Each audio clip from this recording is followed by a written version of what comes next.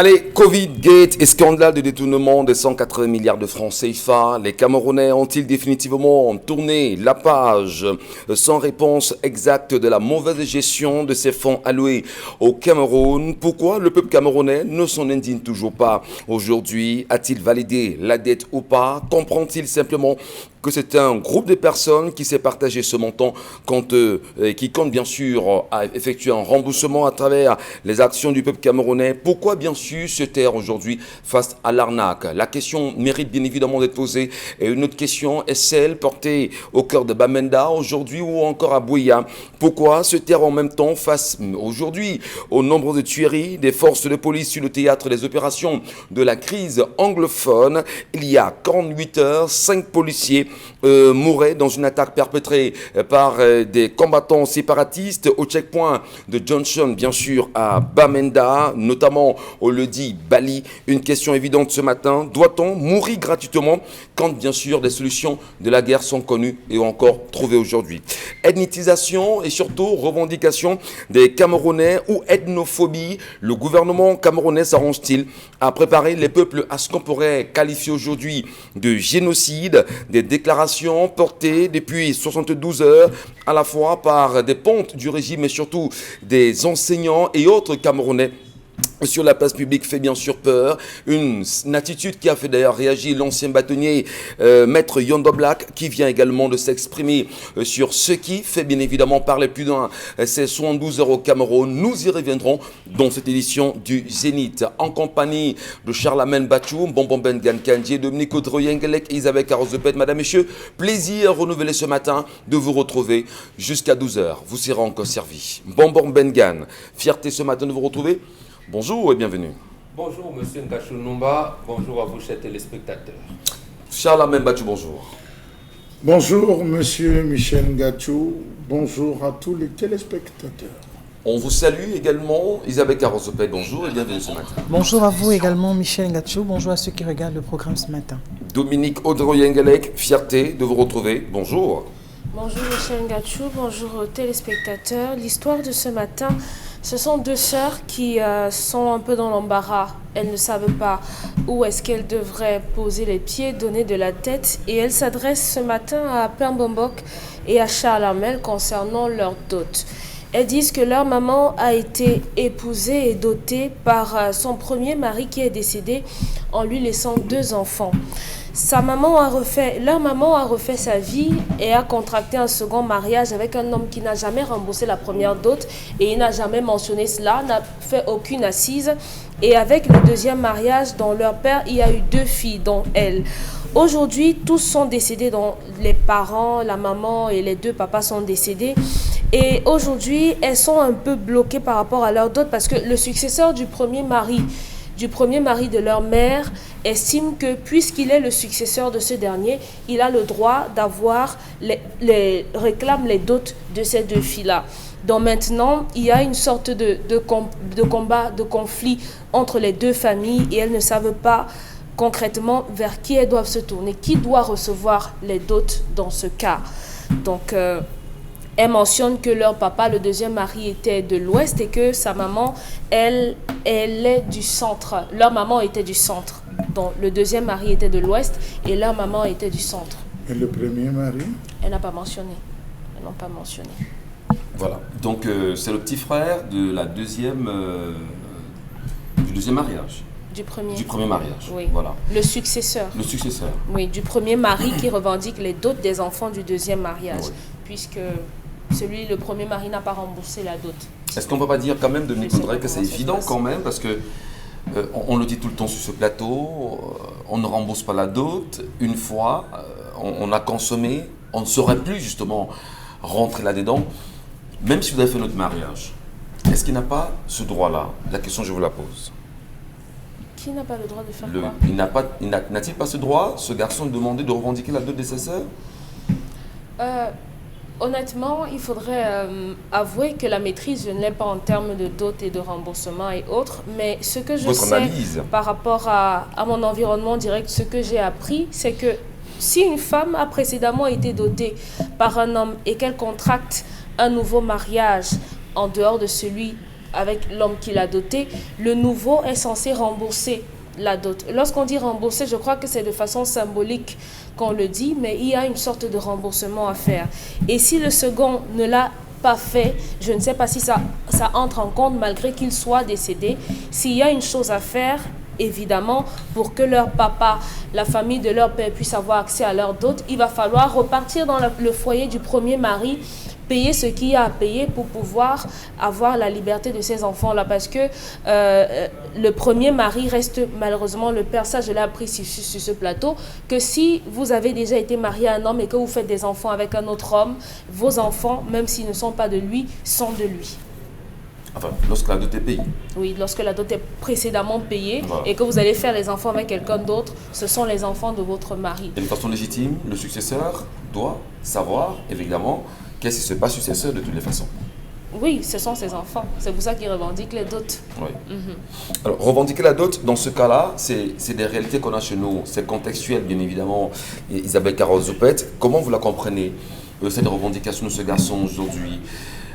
A-t-il le droit ou pas? Nous vous écoutons. Je pense qu'il faut d'abord, pour ma part, commencer par l'entame, c'est-à-dire que parler des parents et de leur comportement et savoir à un moment donné intégrer le fait que lorsqu'on pose un certain nombre d'actes, vraiment il faut qu'on pense à la progéniture. Quand vous décidez de rompre une relation dans laquelle vous avez eu cette possibilité ou alors vous avez scellé cette union, sachez justement que lorsque vous entamez une autre relation, il faut tenir compte de tous ces contours et des pourtours afin que demain, quand vous serez décédé, que votre âme puisse reposer en paix. Parce que je suis sûre que la dame en question n'est pas tranquille de savoir que ces filles aujourd'hui ne peuvent pas être dotées, ne peuvent pas aller dans un mariage parce que, voilà, rien n'est en train de se faire comme ça devrait se faire. Elle a contracté le deuxième mariage après le décès de son premier mari. Donc, oui, il n'était pas vivant quand elle allait dans la seconde noce. C'est pour ça que je dis, aujourd'hui qu'elle est dans une deuxième relation, si elle s'était attardée à pouvoir faire que le monsieur en question vienne la doter ou rembourser la dot du défunt mari et la doter comme il se doit, je pense peut-être qu'on serait là. Parce que si la famille du défunt mari vient revendiquer, c'est parce qu'ils savent que c'est eux qui ont doté cette femme. Comme quoi, quand elle-même, cette femme va décéder, il y aura encore des disputes. Qu'est-ce qu'elle devra faire concrètement après le mariage? Très souvent, on entend Bengan ici ou Charlemagne dire c'est la femme, du moins le premier mariage, on peut voir comment l'orienter vers quelqu'un d'autre. Est-ce qu'elle a fait ses choix personnellement sans pour autant... On comprend tout de suite qu'elle a fait ses choix personnellement. Vous êtes d'accord avec moi, Michel Ngacho, que même une fois que votre mari soit décédé, il y a toujours des regards vraiment sur vous, de votre belle famille. Absolument. Ce qui n'est que normal, on ne va pas aussi les en vouloir. Mais maintenant, si vous entamez une autre relation, je pense que c'est à l'homme en question de pouvoir bien recadrer les choses pour qu'il n'y ait pas justement ce genre de situation. Parce que je dis, même le décès de cette femme posera problème, tout comme la dot de ses filles, ces filles est en train de poser problème. Donc je pense qu'à ce stade-ci... Tous les parents sont décédés. Ne dit pas exactement où elle est enterrée aujourd'hui, parce que si au moins on pouvait savoir où la dame est enterrée, serait-elle enterrée chez le premier mari ou le deuxième, on serait fixé sur le deuxième. Voilà, là, les choses se compliqueraient encore. Tu vois que les choses se compliquent, parce que comment elle a fait pour être enterrée chez le deuxième mari? Vous ne pouvez pas venir revendiquer la dot des enfants et vous ne revendiquez pas le corps que vous avez doté, la femme que vous avez dotée. Absolument. Parce que si elle a été dotée, elle est dans un autre mariage où vraiment il n'y a rien eu, que ce soit d'état civil, que ce soit la dot, mais ça veut dire que cette femme appartient à cette famille, peu importe là où elle est allée après. Même si elle fait des enfants après, les enfants là appartiennent à la famille en question parce que justement c'est toujours la femme. Donc ça veut dire qu'en principe, même le fait de l'enterrer chez le deuxième mari, ce n'est pas sa place là-bas. C'est avec son premier mari qu'elle aurait dû être auprès de lui pour justement être enterrée. Maintenant, pour les enfants, je crois qu'il y a des choses sur lesquelles il ne faut pas des fois tirailler. Votre père, oui, c'est votre père, il vous a élevé, il vous a encadré, il vous a éduqué. Donnez à cette famille ce qu'il vous demande. Moi, je trouve que il faut faire ça. Mais fondamentalement... Donnez à cette famille, si on vous demande, je ne sais pas quoi, ou c'est quel chef, ou c'est quel type, donnez-leur ce qu'il demande. Votre père, vous l'honorez. Parce que c'est toute une vie qu'on honore son père. Votre père, vous allez toujours l'honorer. Ça veut dire qu'il va toujours bénéficier des choses venant de vous. sans que ce soit forcément sur une liste ou sur quoi que ce soit, votre mari peut tous les jours de sa vie décider d'honorer votre père. Et là, au moins, vous serez tranquille dans votre foyer. Est-ce que c'est le message que vous transmettez aux femmes ce matin qui se retrouveraient dans ces conditions-là? Que leur dites-vous? C'est pour ça que j'ai dit à l'entame qu'il faut qu'on fasse attention. Ouais. C'est-à-dire qu'on fasse l'effort. C'est vrai que lorsqu'on est amoureux et tout, on s'emballe, mais qu'on fasse l'effort à un moment donné de mettre la raison là-dedans. Surtout lorsque le côté enfant commence à intervenir. Ouais. Il faut qu'on fasse très attention parce que je dis, l'enfant qui arrive a besoin d'avoir une suite logique dans sa vie. Parce qu'il y a des choses où on dira à ses enfants, allez sur la tombe de tel, allez voir votre père, allez... Ben, les enfants iront où? Si vous déjà, la mère, vous n'avez pas pu prendre le soin de pouvoir recadrer des choses, de pouvoir être très précis, de dire, voilà, votre dot sera à telle personne, votre ceci sera à telle personne, parce que vous avez tout simplement estimé que vous pouvez être marié ici et venir dormir chez l'autre. Non, ça ne se passe pas comme ça. Alors, je reviens avec vous, Dominique Audrey. Est-ce que vous ne croyez pas à un moment donné que tout dépendrait peut-être de la façon dans laquelle un moment serait parti du premier mariage pour aller s'engager dans un deuxième, au point d'y mourir et être enterré là-bas? Comment vous comprenez ça? Je comprends que c'est une femme qui a refait simplement sa vie après le décès de son mari. C'est tout. Il peut arriver qu'on se mette avec quelqu'un, même après le mariage, qu'on se sépare et qu'on reprenne simplement sa vie. Malheureusement, le seul reproche qu'on peut faire ici, c'est que cette femme et tous ses maris n'ont pas bénéficié de l'encadrement qu'on prend tous les jours ici, l'encadrement des membres de la famille. Parce que lorsqu'elle se sépare et qu'elle se met avec quelqu'un d'autre, la famille de cette femme aurait dû mettre pression pour qu'on rembourse. Mais est-ce qu'on rembourse la dot quand quelqu'un est mort? Parce que je crois qu'après la mort, tout est terminé. Est-ce qu'on rembourse la dot lorsque le précédent mari meurt? On rembourse si vous ne restez plus avec lui. Si vous décidez d'aller ailleurs, vous êtes obligé de rembourser. S'il est décédé? Oui. Parce que même s'il est décédé, vous êtes toujours son épouse. Parce que le mariage, c'est que après la mort, c'est terminé. Bon, maintenant, il faudrait que nous dise. On prendra peut-être leurs avis. Oui. Mais pour mieux comprendre. Si on est mort, on n'a plus de lien. En tant que femme, que femme, quelles sont tes dispositions justement à ces réalités-là? C'est ça le fond. Pardon? Quelles sont tes dispositions à une telle réalité? Comment, toi, tu pourrais bien les gérer si tu étais à la place de cette femme-là? Qu'en diras-tu? La mère des enfants. Ouais. Mais s'il est mort, il est mort. Je fais les rites de veuvage et basta, je prends ma route, je pars recommencer ma vie tout simplement. Ouais. Oui, et maintenant si je rencontre quelqu'un d'autre qui est censé m'épouser et me doter, il va me prendre et il va venir me doter auprès de mes parents parce que je crois qu'après la mort, les rites de veuvage, c'est justement pour couper les liens avec celui qui est mort, qu'il repose en paix. Et moi, je reste vivante. On coupe les liens, et qu'est-ce qu'on fait de la famille? Parce que les enfants sont là, c'est une réalité. C'est une réalité visible, palpable, que les enfants. Qu'il y a eu mariage. Se marier avec quelqu'un et que la personne meurt ne fait pas de nous un cadavre ambulant. Ouais. Oui, il est mort, on a eu des enfants, j'ai eu une belle famille, on va garder des relations de courtoisie, les enfants vont rester les vôtres si vous voulez, et qu'on s'entend, vous allez rester avec ces enfants-là, moi ça ne me dérange pas, mais ma vie doit pouvoir continuer, la vie doit continuer. Je pose la question à Charles Mbachou, comment encadrer une femme veuve une fois son mari décédé et la réorienter à se retrouver, on va dire sentimentalement parlant, sans pour autant d'éteindre de la belle liaison avec la famille avec laquelle elle s'est mariée. D'abord, je vais vous dire que l'expression veuve n'existe pas dans nos langues. Chez les Bantous? Ça n'existe pas, l'expression veuve. Il y a continuité. Il y a continuité. Il n'y a pas de mort chez nous. Parce qu'on parle de succession. Dès que quelqu'un part, il y a quelqu'un d'autre qui le remplace. Oui. Et qui assume les passifs, les actifs et les passifs de la personne. Monsieur Michel Ngachou. Donc, déjà vu sur ce plan, je suis désolé. Dans le mariage, on commence par le toquet-porte, après le toquet-porte, la dot, après la dot, le mariage, tout ce que vous voulez. Il y a le même processus. Lorsque l'on vient à décéder, Monsieur Michel Ngachou, le mari vient à décéder, on appelle la femme. On dit à la femme, il vient de décéder, et ça, bon, on a l'habitude de le dire ici, est-ce que tu joues avec quelqu'un? Non. Tu es avec nous ou tu pars? Elle décide de partir, de ne pas rester avec nous. Mais elle dit, je continue à être votre femme, mes enfants seront vos enfants. On ne boit pas deux fois, même si l'homme est décédé, on ne boit pas le vin deux fois, Monsieur Michel Ngachou. Ouais. C'est important de le préciser. Ce rituel ne se fait qu'une seule fois. Le voleur C'est-à-dire, c'est une permission. Ne pouvons pas laisser la femme comme ça, parce que physiologiquement, elle a des besoins. Le voleur, monsieur Michel Ngachou, on tolère, mais ce ne sont pas ses enfants. Ce ne sont pas ses enfants. On ne perd pas le droit sur ses enfants, monsieur Michel Ngachou. Ouais. En tant que première famille. On ne perd pas le droit. Absolument. Celui qui vient récupérer le sait que comme j'ai pris, votre vrai père est de l'autre côté. Ils ne peuvent pas taper le tam-tam du deuil, monsieur Michel Ngachou. Je suis désolé. Mais aujourd'hui, on a une expression qu'on appelle, on l'utilise au quartier, le hoa. Ça, c'est une expression qu'on a. Donc, le gars arrive, il dit, il fait le hoa. Même le corps qu'il a pris est un mauvais corps. Ils vont déterrer ça. Ils vont déterrer ce corps, monsieur Michel Ngachou. Ce n'est peut-être pas aujourd'hui.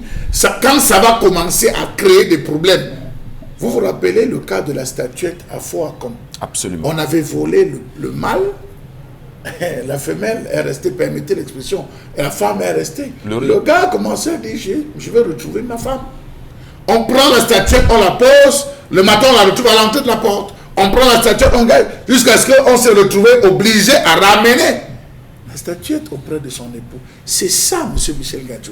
À un moment donné, le père va demander, ma femme, mon épouse est où? C'est le successeur qui viendra dire, monsieur, tu as pris ce qui n'était pas le tien. Je suis venu récupérer la tête de ma femme. Je la ramène chez moi. Absolument. C'est le premier point. Donc, ce que ce monsieur devait faire, ou doit faire, c'est se déplacer, aller voir. Il a un successeur. Vous dites qu'il est mort comment? Il a son successeur. Se déplacer et aller rencontrer le premier mari. Et lui dit, j'ai volé. J'ai pris une femme. Je demande le droit de doter mes filles. Je demande le droit de doter mes filles. Maintenant, le successeur lui dit, ok, si tu veux avoir ce droit, tu dois me donner tant. Viens me donner ça, tu as le droit de doter tes filles, j'accepte. Mais je refuse de te donner mes filles, ramène-moi mes filles. Soit, pour ce tour, tu prendras le reste, ces enfants, on les dote chez moi. Et après, tu continueras. C'est une négociation, c'est une palabre. Ils vont s'asseoir pour discuter. Les deux successeurs vont discuter en disant, trouvons une voie, un consensus. Soit comme elles sont deux. Je prends une, tu prends l'autre. On négocie. C'est une négociation qu'ils vont trouver, monsieur Michel Ngachou. Ici, là, mais comme il y a déjà cette colère de la première violence de l'accaparement du corps, parce qu'on le sait, ils peuvent avoir utilisé les forces de l'ordre et tout et consorts par rapport à ce que je disais, pour pouvoir enterrer, on laisse. C'est à ce moment que tout va se jouer. Mais si là encore, ils veulent faire le hoa, c'est possible. Envoyez vos filles, mais préparez-vous à avoir les ventres remplis d'eau. Très bien. Bon Bengan, peut-être tout a été dit par Charlamagne, mais je voudrais ici peut-être renverser un tout petit peu le sujet. Si une femme a eu des enfants avant le mariage, c'est-à-dire elle a eu 2 ou 3 enfants avec des pères différents, elle rentre dans son mariage. Non, on la dote. On la dote déjà. Le monsieur qui la dote va doter les enfants. Va doter les 3 enfants avec des pères différents. Oui. Alors les pères différents qui sont dehors là, qu'est-ce qu'on fait des enfants? Qu'est-ce qu'ils feront de leurs enfants? Parce que ils veulent avoir quand même la même mise sur leurs enfants. Qu'est-ce qu'on fait dans ce cas-là? Bon, je pose la question comme ça trivialement, parlons de l'histoire de toutes les façons. Il y a une durée. La grossesse a une durée, non? Absolument. Voilà. Lorsqu'une fille quand elle est enceinte, sa maman lui demande c'est qui, son papa lui demande c'est qui. Quelquefois, elle ne dit pas. Quelquefois, le garçon fuit. D'autres fois aussi, il peut se lever, mais on te dit, bah, d'accord, on voulait seulement te voir. On attend que la fille verse l'eau. C'est comme ça qu'on nous disons dans nos patois. Bon, quand elle va accoucher, maintenant, on vient donc causer. C'est ton enfant et tu fais quoi de la fille? Oui, c'est ton enfant, tu as dit, tu as enceinté ma fille, tu fais quoi de la fille? Je te donne ton enfant. C'est là où le parlementarisme commence. Justement, mais une fille qui n'est pas dotée, qui accouche chez ses parents, cet enfant appartient à son père. Maintenant, vous dites, là, elle fait 3 enfants. Effectivement, si une fille a fait 3 enfants dans sa famille, avant d'aller en mariage, et que ses géniteurs ont fui, ont pris les mapanes ou on n'a pas donné, si elle trouve un mari, elle va négocier avec la famille de la femme. Même s'il n'est pas le géniteur de ses enfants. Il deviendra de fait le père de ses enfants. Tout à fait, mais il est dot.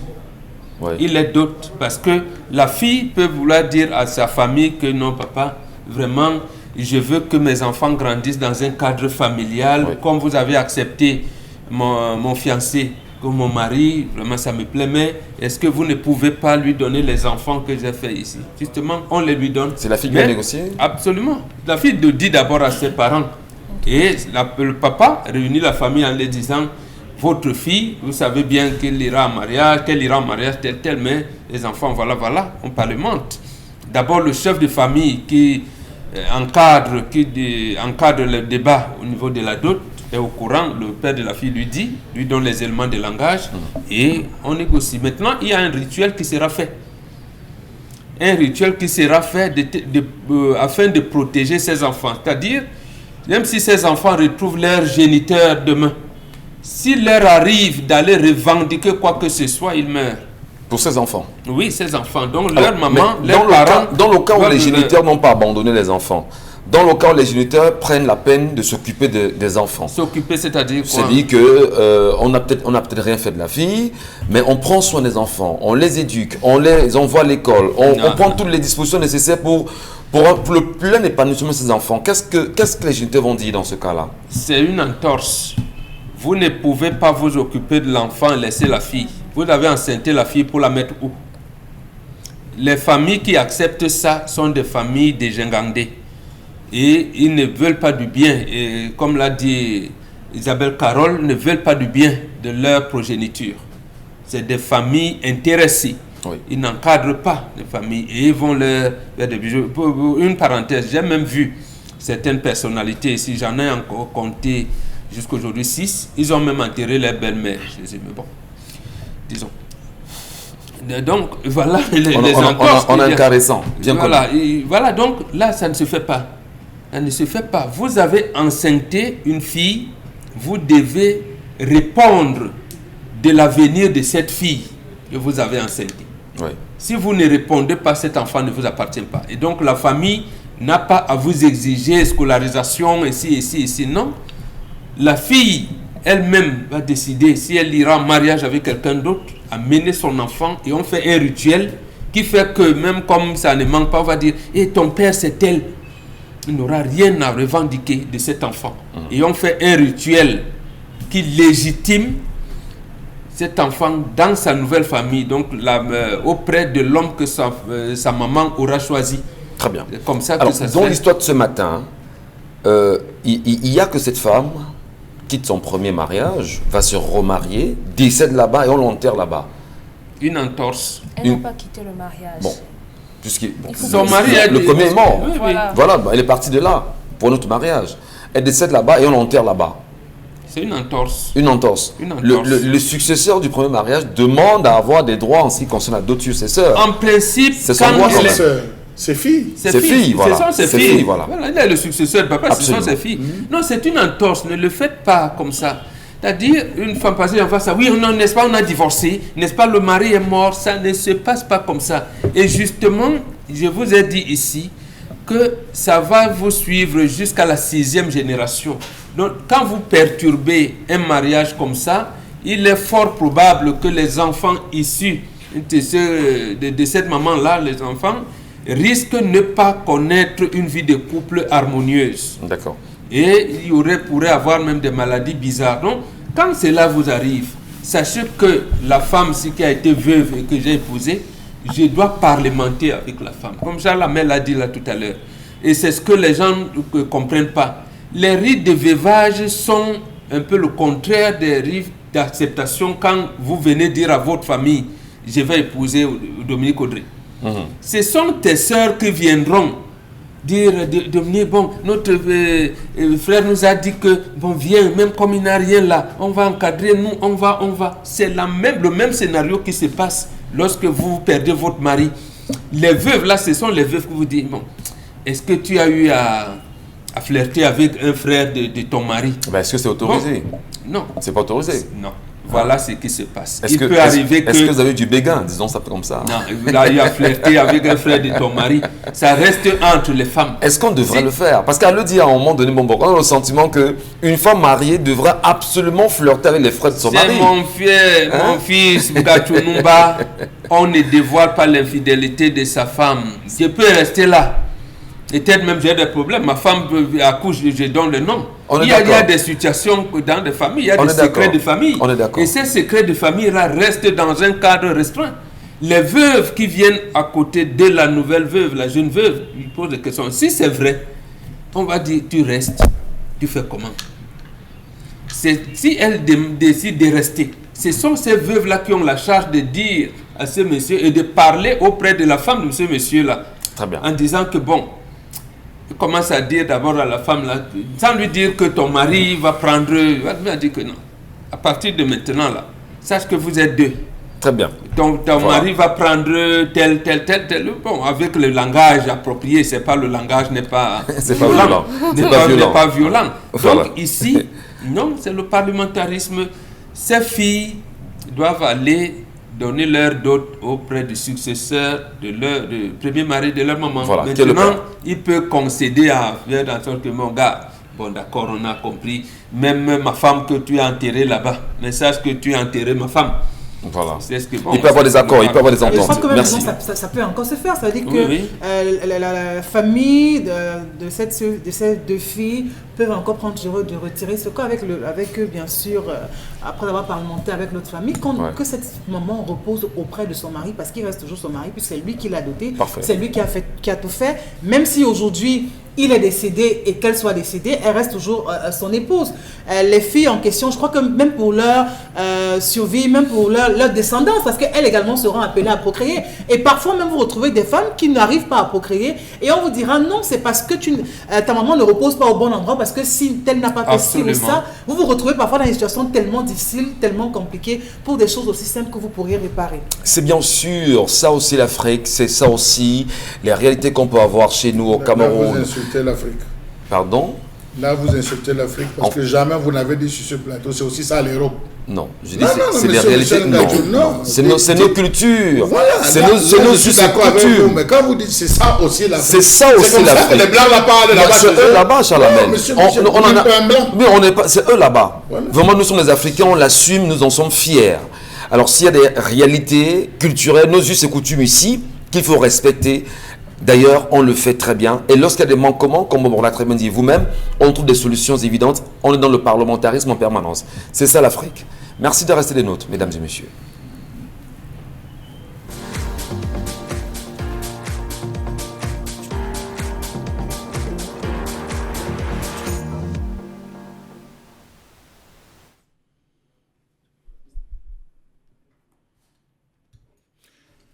Je m'interroge ce jour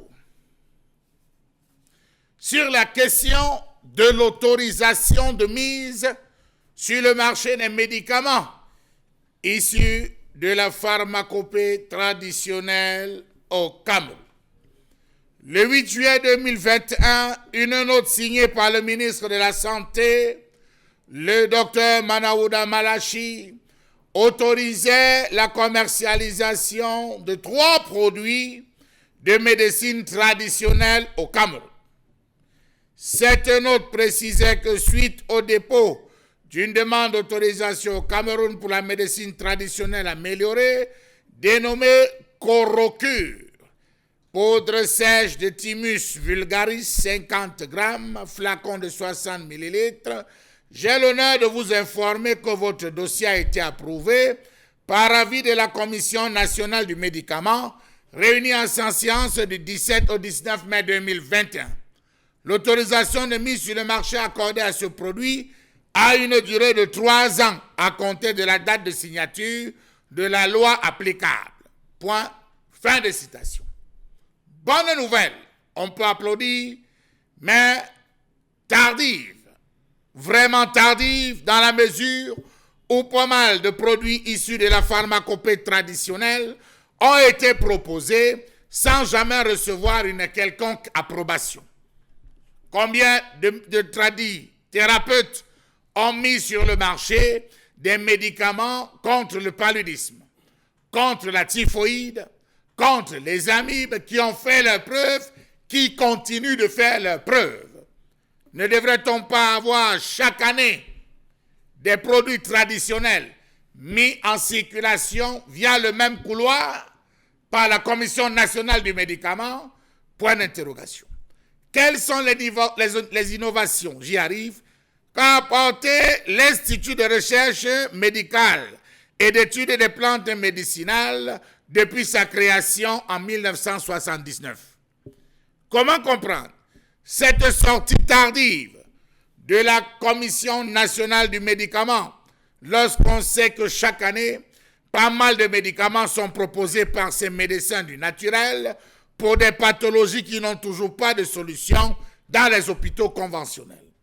Au Cameroun, l'usage du médicament traditionnel prend de l'ampleur considérable face aux médicaments conventionnels et pourtant il reste difficilement admis dans les rayons de pharmacie. Comment comprendre ce retard observé lorsqu'on sait que dans certaines formations sanitaires et privées, médecins modernes et tradithérapeutes de santé travaillent en collaboration pour soigner les cas jugés délicats?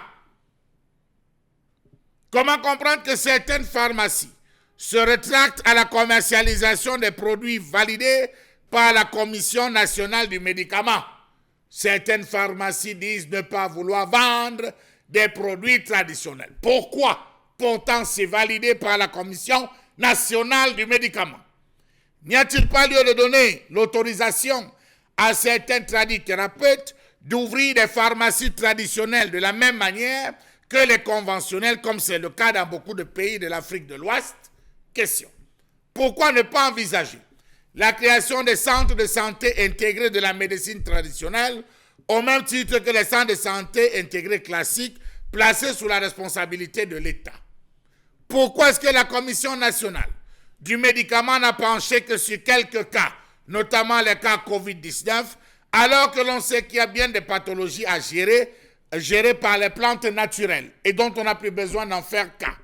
Comment comprendre ce regain tardif lorsqu'on sait que l'insuffisance d'accès aux médicaments essentiels et le faible pouvoir d'achat des populations justifient le renouvellement incessant de l'engouement pour la médecine traditionnelle?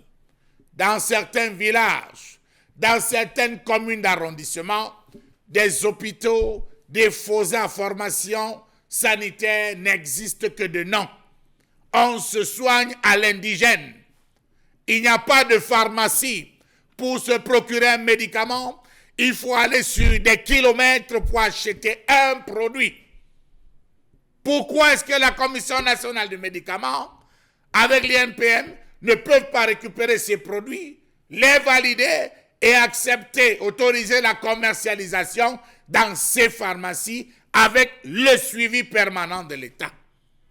Savez-vous que quelques pays d'Afrique francophone ont prévu un cadre légal d'exercice de la médecine traditionnelle, se traduisant par l'existence d'un texte juridique réglementant la pratique? C'est le cas pour le Burkina Faso, la Côte d'Ivoire, la Guinée équatoriale, le Mali, le Niger et la République centrafricaine. Par exemple, l'article 141 alinéa 2 du Code burkinabé de la santé exprime de manière forte et édifiante que, deux points, je cite, l'exercice de la médecine traditionnelle est assuré par un tradit praticien de santé. Point. Alors qu'un cadre similaire, jusqu'à ce jour, fait encore polémique au Cameroun. Pourquoi ne pas le reconnaître? Comment comprendre que le projet de loi sur la médecine traditionnelle censé être présenté au Parlement depuis plusieurs années soit encore en instance au niveau du gouvernement? Comment comprendre qu'on n'a jamais pensé renforcer la plateforme de collaboration entre le ministère de la Santé publique, le ministère de la Recherche scientifique, le ministère de l'Enseignement supérieur et les tradithérapeutes de santé? N'est-il pas temps, au vu de la sortie de la Commission nationale pour le médicament, qu'on pense susciter une véritable synergie et complémentarité entre la médecine traditionnelle et la médecine conventionnelle? Pourquoi cette reconnaissance à tête chercheuse lorsqu'on sait que l'État a la capacité de renforcer les capacités infrastructurelles des instituts et centres de recherche institutionnels, publics et privés, et de la société civile sur les plantes médicinales et médecine traditionnelle pour répondre à la nécessité de mettre à la disposition du public des médicaments standardisés, efficaces et sans risque. L'État, s'il réussit à se détacher de ces considérations esclavagistes des Big Pharma, sera en mesure de développer l'industrie pharmaceutique locale pour limiter l'importation, la grosse importation des médicaments et des consommables et intrants pharmaceutiques. Il serait capable, l'État, de développer des stratégies de culture et de conservation des plantes médicinales, d'envisager la création d'un corps de la médecine traditionnelle avec des centres de formation officiels ou agréés, d'instaurer une foire nationale annuelle de la médecine traditionnelle, de former les praticiens de santé sur les bonnes pratiques de récolte, transformation, conservation des plantes médicinales, de développer, diffuser la pharmacopée camerounaise et améliorer son conditionnement, d'intégrer la médecine traditionnelle dans la santé éducative camerounaise, notamment dans toutes les facultés de médecine, de pharmacie et les centres de formation en soins médicaux, et enfin de protéger les droits de propriété intellectuelle des tradithérapeutes et détenteurs des savoirs endogènes.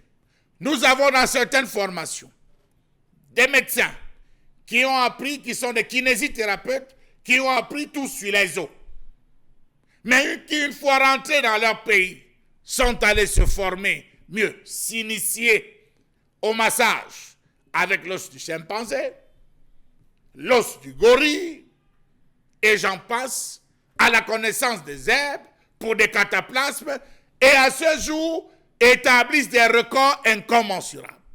Comment réussissent-ils à exercer tranquillement alors que ceux qui ne se sont formés que dans ce domaine et qui ont reçu l'héritage de leurs parents ont des difficultés à le transmettre et sont tous les jours devant les commissariats, devant les tribunaux pour venir se justifier, alors que la mort rôde beaucoup plus dans les hôpitaux conventionnels que traditionnels.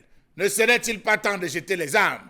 Vivement que la Commission nationale du médicament s'asseye, travaille avec toutes les structures pour chaque année nous donner au moins 1000 produits naturels pour des traitements. On va réduire l'importation, comme c'est le cas au Sénégal, au Mali, en Guinée équatoriale, et on réussira à avoir une population en santé. Mon cher Lamel Mbathio pour cette colère exprimée ce matin, ayant pu lui donner un titre simple, la guerre du médicament au Cameroun. Entre médicaments conventionnels et médicaments issus de la pharmacopée africaine, peut-on bien sûr le dire qu'il y a eu une évolution nette avec les traitements liés à la Covid-19 au Cameroun, quand on sait bien évidemment que le Cameroun, à nos yeux, compte 81 467 personnes qui ont été contaminées par le Covid et 1330 morts aujourd'hui. Ne pouvait-on pas éviter de retomber dans ces morts qui sont quand même assez nombreux aujourd'hui? Plus de 1330 personnes, c'est nombreux quand même. Alors, est-ce qu'on va dire, Isabelle Carozopet, à entendre Charles Mbathio ce matin, qui d'ailleurs interpelle véritablement la Commission nationale du médicament, que cette sortie de Manoda Malachi est tardive? Je crois qu'en plus d'être tardive, on a l'impression qu'il se moque des autres et qu'il se moque du peuple. Oui, justement, parce qu'on est dans un moment où la pandémie quand même tend à être maîtrisée. Ça, il faut quand même qu'on soit vraiment d'accord là-dessus, où le respect des mesures barrières vraiment commence à devenir de plus en plus flexible, oui. Contrairement à une certaine période où justement c'était obligatoire, systématique et tout, et où la pandémie faisait tellement de ravages, où on avait vraiment de traitements qui puissent être à la portée. Et je ne crois pas que ce soit aujourd'hui que justement ceux qui sont dans ce domaine des plantes ou encore cette médecine traditionnelle aient mis ce médicament sur le marché. C'est bien depuis fort longtemps, c'est maintenant qu'il estime tout de même qu'il faut qu'il donne son accord de ce que ça puisse être commercialisé et que ça pourra aider à sauver quelques-uns concernant cette pandémie. Je crois que c'est ce métier, c'est se moquer de ceux qui font ou encore ceux qui appartiennent à ce corps de métier. Aujourd'hui, on a des villages qui sont tellement reculés et où les pharmacies se font extrêmement rares. Ça n'existe même pas. Oui, et où vraiment il y a des cultures que vous ne pouvez en aucun moment effacer ou encore formater dans la tête des personnes de ces personnes qui sont de ce côté. Votre grand-mère qui sait très bien que quand elle a mal au ventre, elle a son écorce qu'elle va couper en bas de l'arbre, le mettre dans de l'eau. Justement, ça va prendre 1-2 jours. 3e jour, elle pourra le boire. Elle sait qu'elle pourra être soulagée. Vraiment, pour avoir passé quelques temps aussi au village, on n'attend pas que l'enfant soit malade pour qu'il commence à boire certaines choses. Il y a des médicaments qu'on vous donne après 2-3 jours. On vous donne un verre. Chacun doit prendre un verre tous les matins. De façon préventive. C'est systématique, de façon préventive. Et ça marche. Parce que vous voyez les conditions dans lesquelles ces enfants sont. Mais vous êtes quand même étonné de leur témérité. Vous êtes quand même étonné de tout ce qu'ils peuvent dégager comme énergie et de ne jamais avoir recours à l'hôpital. Et ça, c'est grâce à quoi?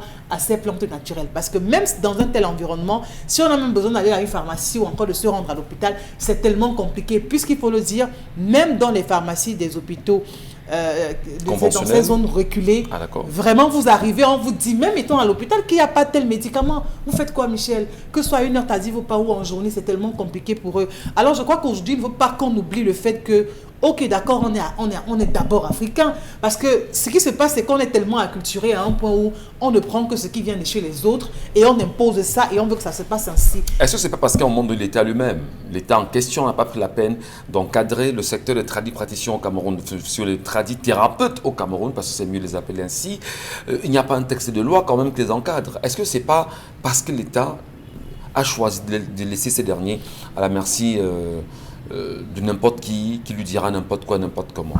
Ben, je crois que c'est tout à fait ça. Parce il n'y a pas de loi quand même. Ils ont été... Parce qu'il y en a qui vous diront, ok, d'accord, on vous donne des remèdes, il n'y a pas de posologie, on ne sait pas si l'enfant doit prendre ça ou si l'adulte doit prendre ça, à quelle fréquence, quelle durée et tout.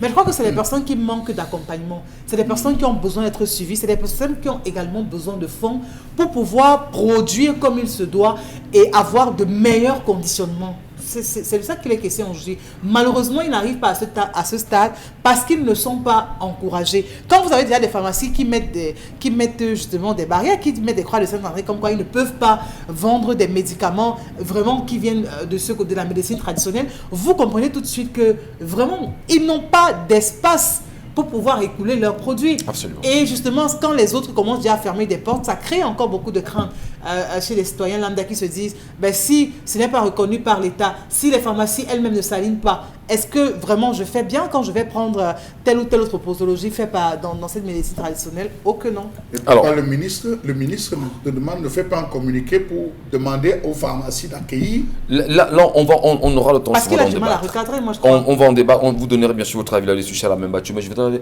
revenir avec vous, Dominique Audrey. Et dans la colère de Chalamel exprimée quand même, il aurait souhaité, la question est posée, pourquoi est-ce que l'État du Cameroun ne pense pas au centre intégré avec la médecine traditionnelle aujourd'hui?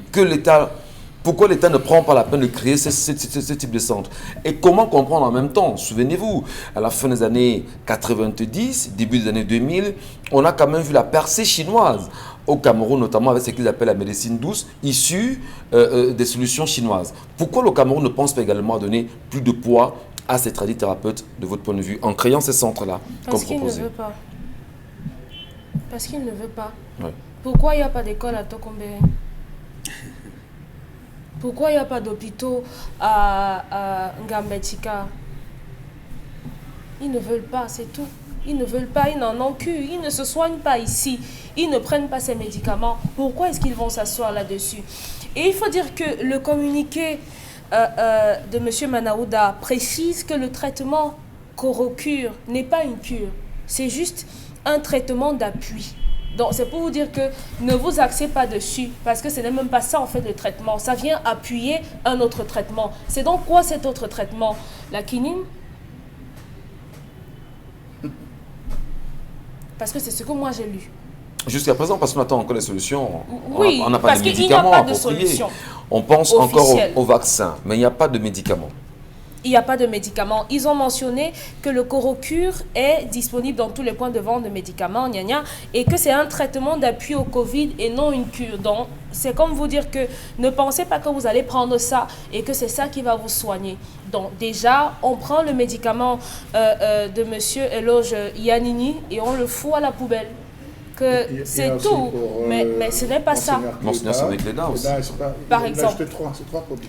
On est au Sénégal, par exemple. Depuis 2003, on a décidé officiellement de donner un statut à la pharmacopée là-bas.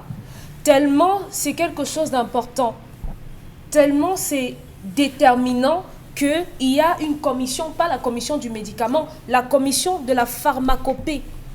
Ici, on prend tout. Les gens qui traitent les médicaments, on les met dedans et on prend la pharmacopée, on met encore ça sous ces mêmes personnes. Qui ne comprennent rien à rien. Qui ne pourraient pas comprendre ce genre de choses. Absolument. Donc, il faudrait faire le distinguo. En Chine, c'est la médecine chinoise. Et là-bas, la médecine chinoise, prenons par exemple le cas du paracétamol. Si nous deux, on développe un palu, en Chine, on va vous donner le paracétamol, mais on peut ne pas me donner le paracétamol, même si on a les mêmes symptômes. Parce que quoi? Nos organismes sont différents. En Chine, avec leur médecine à eux, on traite en se basant sur le yin, c'est le yin et le yang, et le QI, par exemple. Donc, il y a des analyses qu'on fait en profondeur. On va au-delà de la goutte épaisse et tout le charabia là pour vous traiter parce que les organismes sont différents.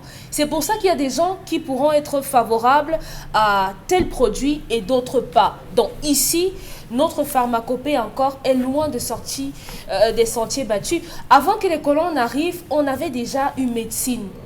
Tout ce qu'on aurait pu faire, bon, malheureusement, le colon a réussi à entrer et à gagner du terrain, mais ce qu'on aurait pu faire, comme d'autres pays sont en train de faire aujourd'hui, c'est de revenir aux fondamentaux, comme Bombok aime bien le dire, et donner et compléter le manque de ce que cette pharmacopée camerounaise a. Peut-être au niveau des posologies et autres, mais rendez-vous compte que au niveau du Sénégal, il y a 5 centres. Depuis 2013, il y a eu 5 centres où on fait des examens approfondis des produits issus de la pharmacopée. Ici, quel est le centre qui s'occupe de ça? S'il y en a... INPM. Ah. Ce n'est qu'un centre de recherche quand même. 1979. Depuis 1979. Alors, est-ce qu'on peut toucher du doigt les réalités, les réalisations de l'INPM aujourd'hui? Non. Que non.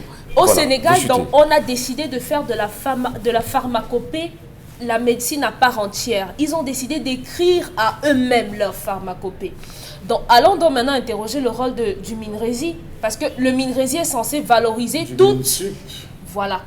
Il est censé valoriser toutes les recherches scientifiques. Il y a quelques années, on a eu le professeur Jean-Claude Ndom, voilà, qui est arrivé au Cameroun et qui a fait des recherches expérimentales. Allez lire les articles. Vous vous rendrez compte qu'au Cameroun, on a une centaine de plantes à même de traiter et le cancer et le paludisme. Où sont les résultats de ces recherches? Où est la valorisation des résultats de ces recherches? Combien de Camerounais ont bénéficié malheureusement des subventions venant de l'étranger pour faire des recherches? Et les résultats, que sont-ils devenus? Que sont devenus... C'est bon? Nous vous écoutons. Oui, que sont devenues toutes ces recherches? Rien du tout. Donc, comme vous disiez hier que le Minetransport doit démissionner, je ne sais même pas ce qu'on doit faire du MINRESI. Et autre chose aussi, Michel, si vous permettez, vous complétez rapidement. C'est qu'il faut dire que même ces médicaments vers lesquels on converge tous aujourd'hui, ces médicaments qui viennent d'ailleurs, conventionnels, il y a un phénomène aujourd'hui qu'on a du mal à comprendre, les médicaments issus de la contrebande.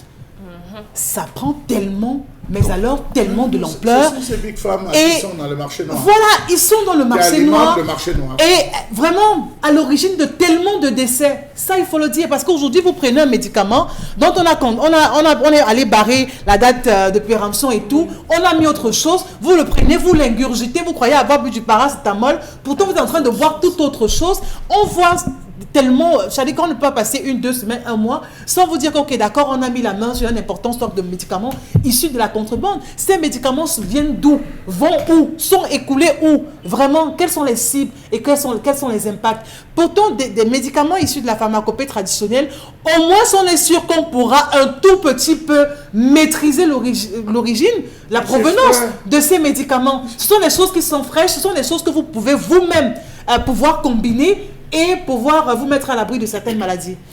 Bon, Bengan, tout est pratiquement dit là. L'ascension que vous apportez à ça, c'est quoi? Non, tu n'as pas dit justement. Le ministre de la Santé publique a utilisé un langage politique. Il traite ces médicaments d'adjuvants, alors que tous les médicaments sont les adjuvants. Je le dis en le lui regardant. Covid, puisqu'il s'agit de Covid, on traite Covid par un antibiotique, un antipaludéen et la vitamine C. Prendre l'antibiotique seulement seul, c'est un adjuvant. Donc, quand il utilise ce langage politique pour dire, avec la mentalité de coloniser, que de toutes les manières, nous n'atteindrons jamais cette étape-là. Et c'est malheureux. Je ne reviens pas sur ce que Charles Hamel a dit. C'est malheureux, pourquoi? Parce que, je le rappelle là, le Cameroun a bénéficié des essais cachés contre Tenofovir quand on est venu faire des recherches ici sur le VIH. On a accepté. Pas lui, il n'était pas encore ministre de la Santé, mais les autorités camerounaises ont accepté. Au point où c'est le directeur de recherche, un médecin directeur de recherche au centre de recherche l'hôpital à Dakar, un certain Jean-Philippe Chipot, qui fait un article au journal Le Monde diplomatique de juin 2005 en disant l'Afrique cobaye des Big Pharma. Ça n'a rien dit pour qu'on arrête et qu'on rebelle. On a utilisé les prostituées si on les fait un certain nombre de choses. Donc en réalité, il y a un décret de 2019 portant réorganisation de l'Institut de recherche médicale et d'études des plantes médicinales. Cet institut est créé depuis 1974 au Cameroun, qui devrait arriver à aux médicaments améliorés, aux médicaments traditionnels améliorés. On n'a jamais voulu faire fonctionner cet institut-là. Pourquoi? Mais justement parce que l'Afrique doit être le cobaye des Big Pharma. Très bien. Maintenant, donc, c'est pour cette raison qu'il a utilisé ce langage politique. Comment Madeleine Tuente, ministre de la Recherche scientifique, qui est le département tutelle de cet institut-là et du laboratoire qui porte son nom, devrait faire ses recherches, amener à Manaouda Malachi, qui est ministre de la Santé publique avec la commission de médicaments et de l'ANACOM, pour mettre en place des médicaments. On va en parler, Mbon Bengan. C'est très important. Merci à ceux et celles qui à l'instant sont sur la page Equinox TV et laissent bien sûr leurs commentaires. Ce contact également qui s'affiche au bas de l'écran, on vous lira tout à l'heure. Merci de rester des nôtres.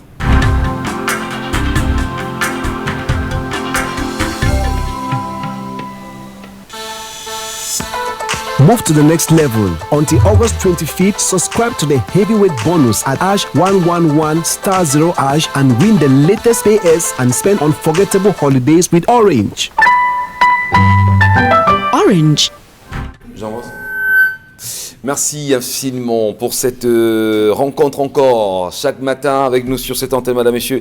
C'est important bien évidemment de le rappeler. D'ailleurs, on en profite pour vous adresser, pour souhaiter très bonne fête justement du mouton à tous nos compatriotes camerounais qui sont dans la célébration ce matin, tout en rappelant aussi que voilà, c'est une occasion de prier pour la paix au Cameroun, la paix bien sûr dans les cœurs, la paix retrouvée dans les régions anglophones, la paix en même temps pour ceux qui croient toujours que c'est Dieu qui pense au chef. D'accord, il faut prier pour le chef, mais surtout prier afin que Dieu puisse nous aider véritablement sur ces sujets-là. Allez, on va poursuivre en ce moment sur une question évidente.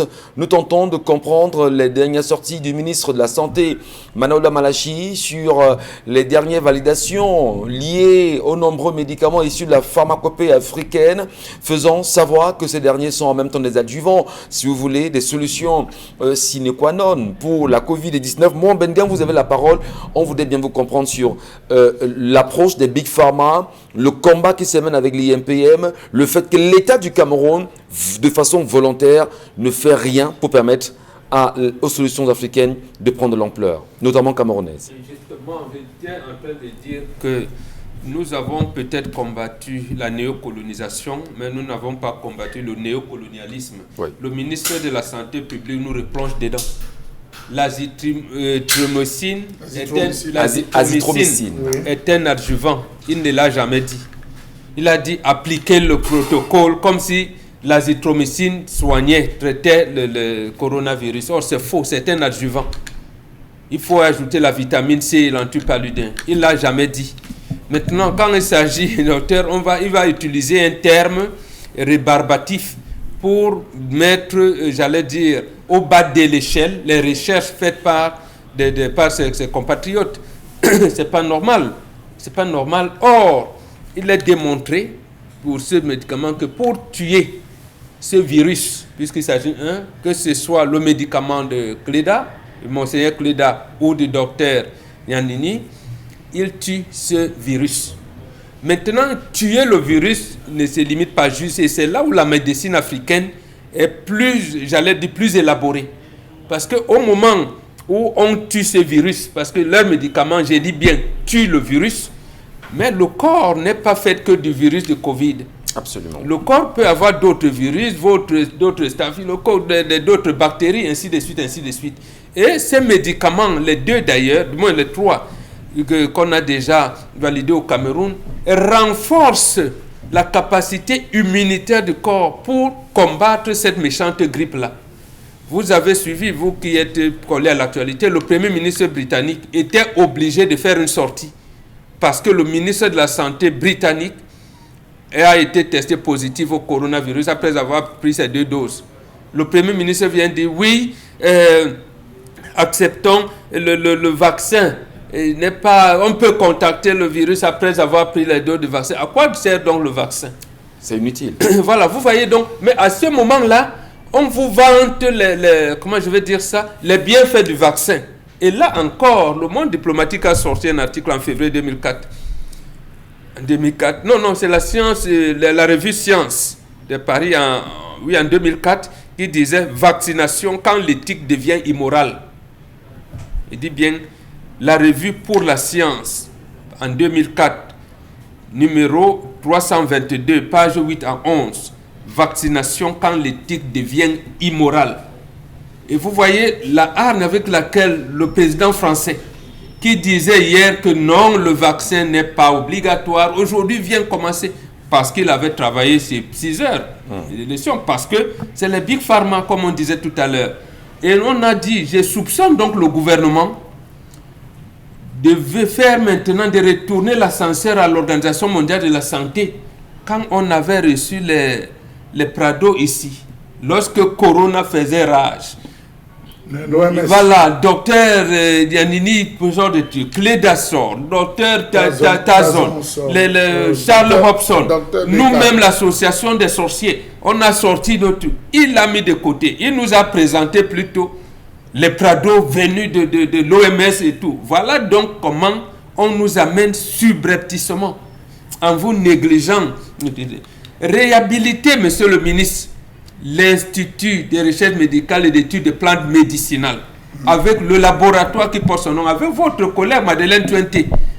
Elle va élaborer, analyser tout cela, vous remettre, vous qui dirigez la commission du médicament, et le laboratoire, l'ANACOM, laboratoire de contrôle de qualité des médicaments, l'ANACOM, vous mettez en place de telle manière que le médecin a la possibilité, selon le patient, de lui prescrire le protocole validé de l'OMS, de la médecine dite moderne, et le protocole de la médecine africaine. Mais qu'est-ce qui fait problème? Parce que donc, le ministre est conscient en même temps qu'il y a eu des solutions. C'est l'argent qui coule. D'abord, j'expliquais ça dernièrement. Vous avez entendu le président sud-africain faire comme s'il demandait une autorisation qu'on lui permette, qu'on lui vende le brevet de faire les vaccins. C'est interdit aux Africains. C'est-à-dire que si nous voulons avoir notre souveraineté, il faut l'arracher. C'est interdit aux Africains de faire les essais sur les vaccins.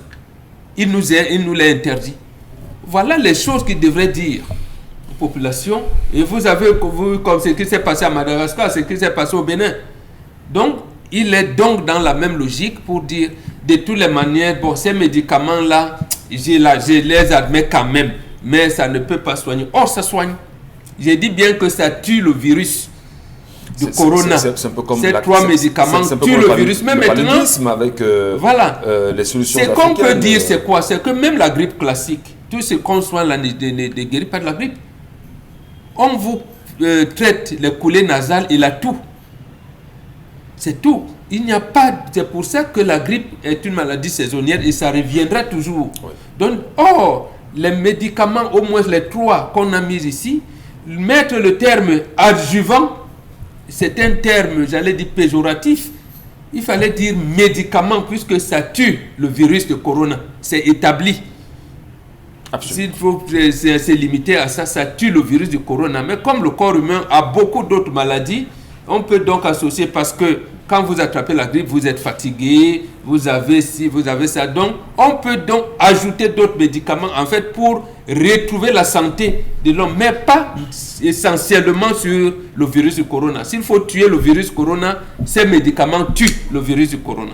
Ça marche. Merci beaucoup, Mohamed Diane Kadji, en espérant que ce matin, le ministre de la Santé publique, le docteur Manoda Malachi, nous entend et entend en même temps les récriminations liées à ces dernières sorties sur ces médicaments. Charles Bachou, il faut quand même avoir un petit regard, on va dire, assez méfiant, oui, puisque les Camerounais ont ce regard méfiant. Une lutte, une guerre des Big Pharma, une guerre imposée en même temps et entretenue par le gouvernement camerounais. Est-ce que ça voudrait ici dire qu'on devrait avoir peur de tout ce qui est médicaments issus de ce qu'on appelle médecine conventionnelle, M. Bachou? Alors, M. Michel Ngachou, vous avez un Camerounais, il s'appelle Emmanuel Tchangam, M. Michel Ngachou. Il a réussi à condenser toutes les feuilles, c'est-à-dire les feuilles de papaye, les feuilles de prunier, les feuilles de manguier, les feuilles de goyavier. Il a condensé ça, M. Michel Ngachou, dans une formule. Il a réussi. Lorsqu'il arrive, il tombe malade, il fait bouillir de l'eau, il jette juste les condensés en poudre auquel il associe d'autres produits et il fait son infusion dans sa chambre. Il jette la couverture, il verse à l'intérieur, ça bout, après il l'ouvre. Vous savez le bien que fait cette infusion lorsque vous avez des maladies comme le paludisme, M. Ngachou. Et après, il reste sous la couverture. Il se dit, mais ici, je reçois des médicaments, des injections, des ceci, des cela, alors qu'il y a la possibilité de pouvoir... C'est comme ça qu'il entreprend avec les responsables de la médecine. On évalue, on dit, ce produit est bon. Il se retrouve à procéder à la commercialisation de ce produit. Au Cameroun, c'est grave.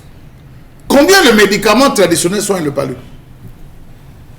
Combien de médicaments soignent la typhoïde de M. Michel Ngachou? Je ne vous coupe pas. L'université de Douala seulement, aller à la faculté des sciences, il y a au moins 20 variétés de plantes qu'ils ont découvertes qui soignent le palu. Voilà. Et ne soignent pas seulement le palu, qui enlève le plasmodium dans le sang. Voilà. L'université de Douala. Oui, M. Michel Ngachou, combien de formules? Vous allez à l'Est, ils ont une façon de soigner. Vous allez dans le Mbam, ils ont une façon de soigner. Vous allez dans le Nord, à l'extrême Nord, ils ont une façon de soigner. Ils ont des médicaments, des écorces qui varient suivant l'ère culturelle, géographique que vous essayez d'apporter. Mais pourquoi est-ce que la Commission nationale du médicament, qui reçoit chaque jour, chaque mois des produits, ne parvient pas à valider lors de sa session? La commission, lorsqu'il s'asseye.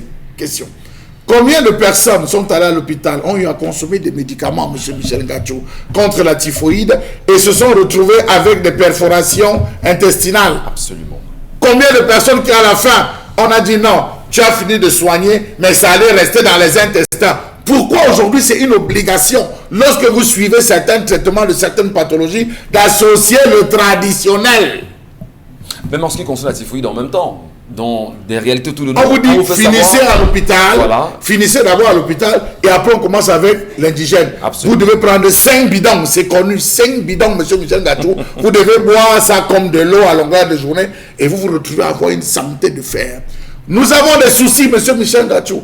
On voit des gens qui ont des problèmes d'érection, comment on appelle ça, les reins sales, permettez l'expression, voilà. Qui vont à l'hôpital, ils suivent tous les traitements, ils reviennent la glaire, permettez-moi ce qu'on appelle la glaire. Nous avons traditionnellement des poires, des produits qu'on compose, on purge, on vous purge, ça nettoie et vous retrouvez votre... Mais pourquoi est-ce que ça, c'est des choses connues? C'est des choses connues, M. Michel Ngachou, et c'est des choses qui n'attendent qu'une reconnaissance. Quand vous avez une décision comme celle-là, et c'est là où je dis qu'il y a l'entourloupe, quand vous avez une décision comme celle du ministre, et que vous avez des pharmacies qui vous disent que c'est pour lui là-bas, mes rayons, je ne prends pas ça dans mes rayons. Ça veut dire que vous devez maintenant créer un lobby, un réseau de pharmacie avec qui vous allez discuter. Ça veut donc dire que le ministre dit une chose et son contraire. Il ne peut pas dire que, ok, d'accord, on va vendre tel produit, non, et savoir que dans les pharmacies, c'est impossible. Le ministre est inapte à imposer. Voilà. Vous avez vu comment l'ordre des médecins a imposé. C'est l'ordre médecin qui était la première structure à commander les vaccins pour donner au ministère de la Santé publique. Vous voyez, c'est un lobby. Il y a même dans la sortie du ministre, justement, cette déclaration, c'est-à-dire que c'est 3 ans date de la signature, c'est-à-dire pour la validité, je pense exactement, date de la validité, je retrouve mon latin. Alors, on ne comprend pas on a un document qui vient d'être signé. À quel moment est-ce qu'on va produire? Sur quelle fréquence on va produire les médicaments? Comment les mettre dans les rayons pour être sûr que d'ici 3 ans, on va les consommer quand même? Mais c'est une entourloupe, monsieur Michel Gachou. Et c'est là que vous voyez, on a appelé... C'est de la diversion quand même. Une grosse diversion. Disons-le. Monsieur Michel Gachou, je m'attendais à ce que le ministre décide en Quel accompagnement du ministre? Non, que le ministre décide que, voilà, après avoir siégé, nous avons pris que la Thémisia, désormais conditionnée sous tant et tout, sera reconnue. On peut l'avoir dans les réunions pour le traitement de paludisme, pour ci, pour ça. Le médicament tant ou typho, je ne sais pas n'importe quoi qu'on va donner, sera reconnu et pourra là, en cas de typhoïde, donc vous avez le choix entre prendre des médicaments liés au paludisme. Et vous allez vous rendre compte dans les hôpitaux, on doit retrouver ces différents produits. Vous savez que ça avait créé un problème au niveau de Yaoundé, notamment dans les centres de Oka, où vous avez des gens, je le dis parce qu'il y a eu plein de témoignages, où les gars étaient pris en charge, mais à un moment donné, monsieur Michel Gachou, ça ne donnait pas, certaines personnes envoyaient les membres de leur famille aller acheter le médicament de Monseigneur Cléda. On a eu ces témoignages. On a eu ces témoignages de Monseigneur Cléda, où le gars s'est filmé, il s'est filmé, il a dit que les histoires, je ne prends plus, il a commencé à prendre jusqu'à retrouver guérison. Pourquoi non? Lorsqu'on arrive à ceci, on ne dit pas clairement, ça soigne, jetez-vous dans. C'est vrai. Vous savez que la dernière actualité avec la mort du président Moïse Jovenel a fait état de ceci comme celui qu'on nous disait que c'est le fait pour eux d'avoir refusé. Tout peut se dire. Oui, aussi, non, on ne va pas aussi occulter, il n'y a pas de fumée sans feu. Donc on va se retrouver à dire que est-ce que ce n'est peut-être pas ça qui pousse ces responsables, mais même le palu, même les simples cataplasmes. Mais monsieur Michel Gachou, vous avez une blessure. Nous avons monsieur Michel Gachou. Aujourd'hui, on a des femmes, qui ont fait le Njansang, je parle trivialement. Elles ont fait le Njansang à telle enseigne que la moindre blessure ne parvient pas à cicatriser. Ouais. Vous avez un Camerounais qui a mis sur pied un produit à part de la barbe d'escargot, où vous passez juste pour ce type de peau, vous passez juste, vous gommez à ce niveau, ça réussit à reconstituer en un temps record et à cicatriser. Mais voilà des produits que la Commission nationale du médicament devait valider. On est d'accord. Absolument d'accord. Pourquoi est-ce qu'il faut attendre les bandelettes, je ne sais pas, de quoi qui va arriver de France, qui va arriver des États-Unis, alors qu'on a sur le plan des trucs naturels? Je voudrais justement, Richard Lamembatou, vraiment, quand on vous entend, on entend cette colère, on essaie justement de la réaliser, on va plus loin. Et là, ce qui m'anime personnellement, Chalamel, Mbombock, Isabelle et Dominique, c'est que vous vous rendez compte que le mal est profond en termes de déculturation. Je ne sais pas si c'est le thème. C'est-à-dire le Camerounais ou l'Africain, si vous voulez, pour certains Africains, pour certains Camerounais qui nous regardent, tellement ils ont adopté les valeurs des Blancs, entre guillemets, le Blanc a su quand même entrer.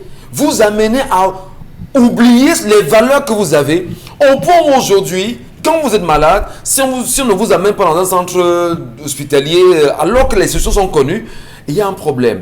Comment revenir donc à ces fondamentaux? Dominique le disait tout à l'heure. Créer des pharmacies traditionnelles, avoir des centres intégrés traditionnels, appuyer la pharmacopée traditionnelle. Alors, on a donc une commission nationale du médicament qui est portée sur les produits conventionnels. Qu'on ait une convention nationale du médicament portée sur les produits issus de la pharmacopée simplement au niveau du Cameroun. Oui, c'est ce qu'on a besoin. Le Cameroun n'a pas... Vous avez 38 thèses qui portent sur plusieurs médicaments et pathologies soignés par les plans naturels. C'est à l'université. 38 thèses. Alors, déjà validées. 38 thèses. Et connues par l'État du Cameroun. Refusées par l'État du Cameroun de les mettre justement... L'année dernière, une étudiante de l'université, de l'université de Douala a mis en place un médicament qui soigne le palu.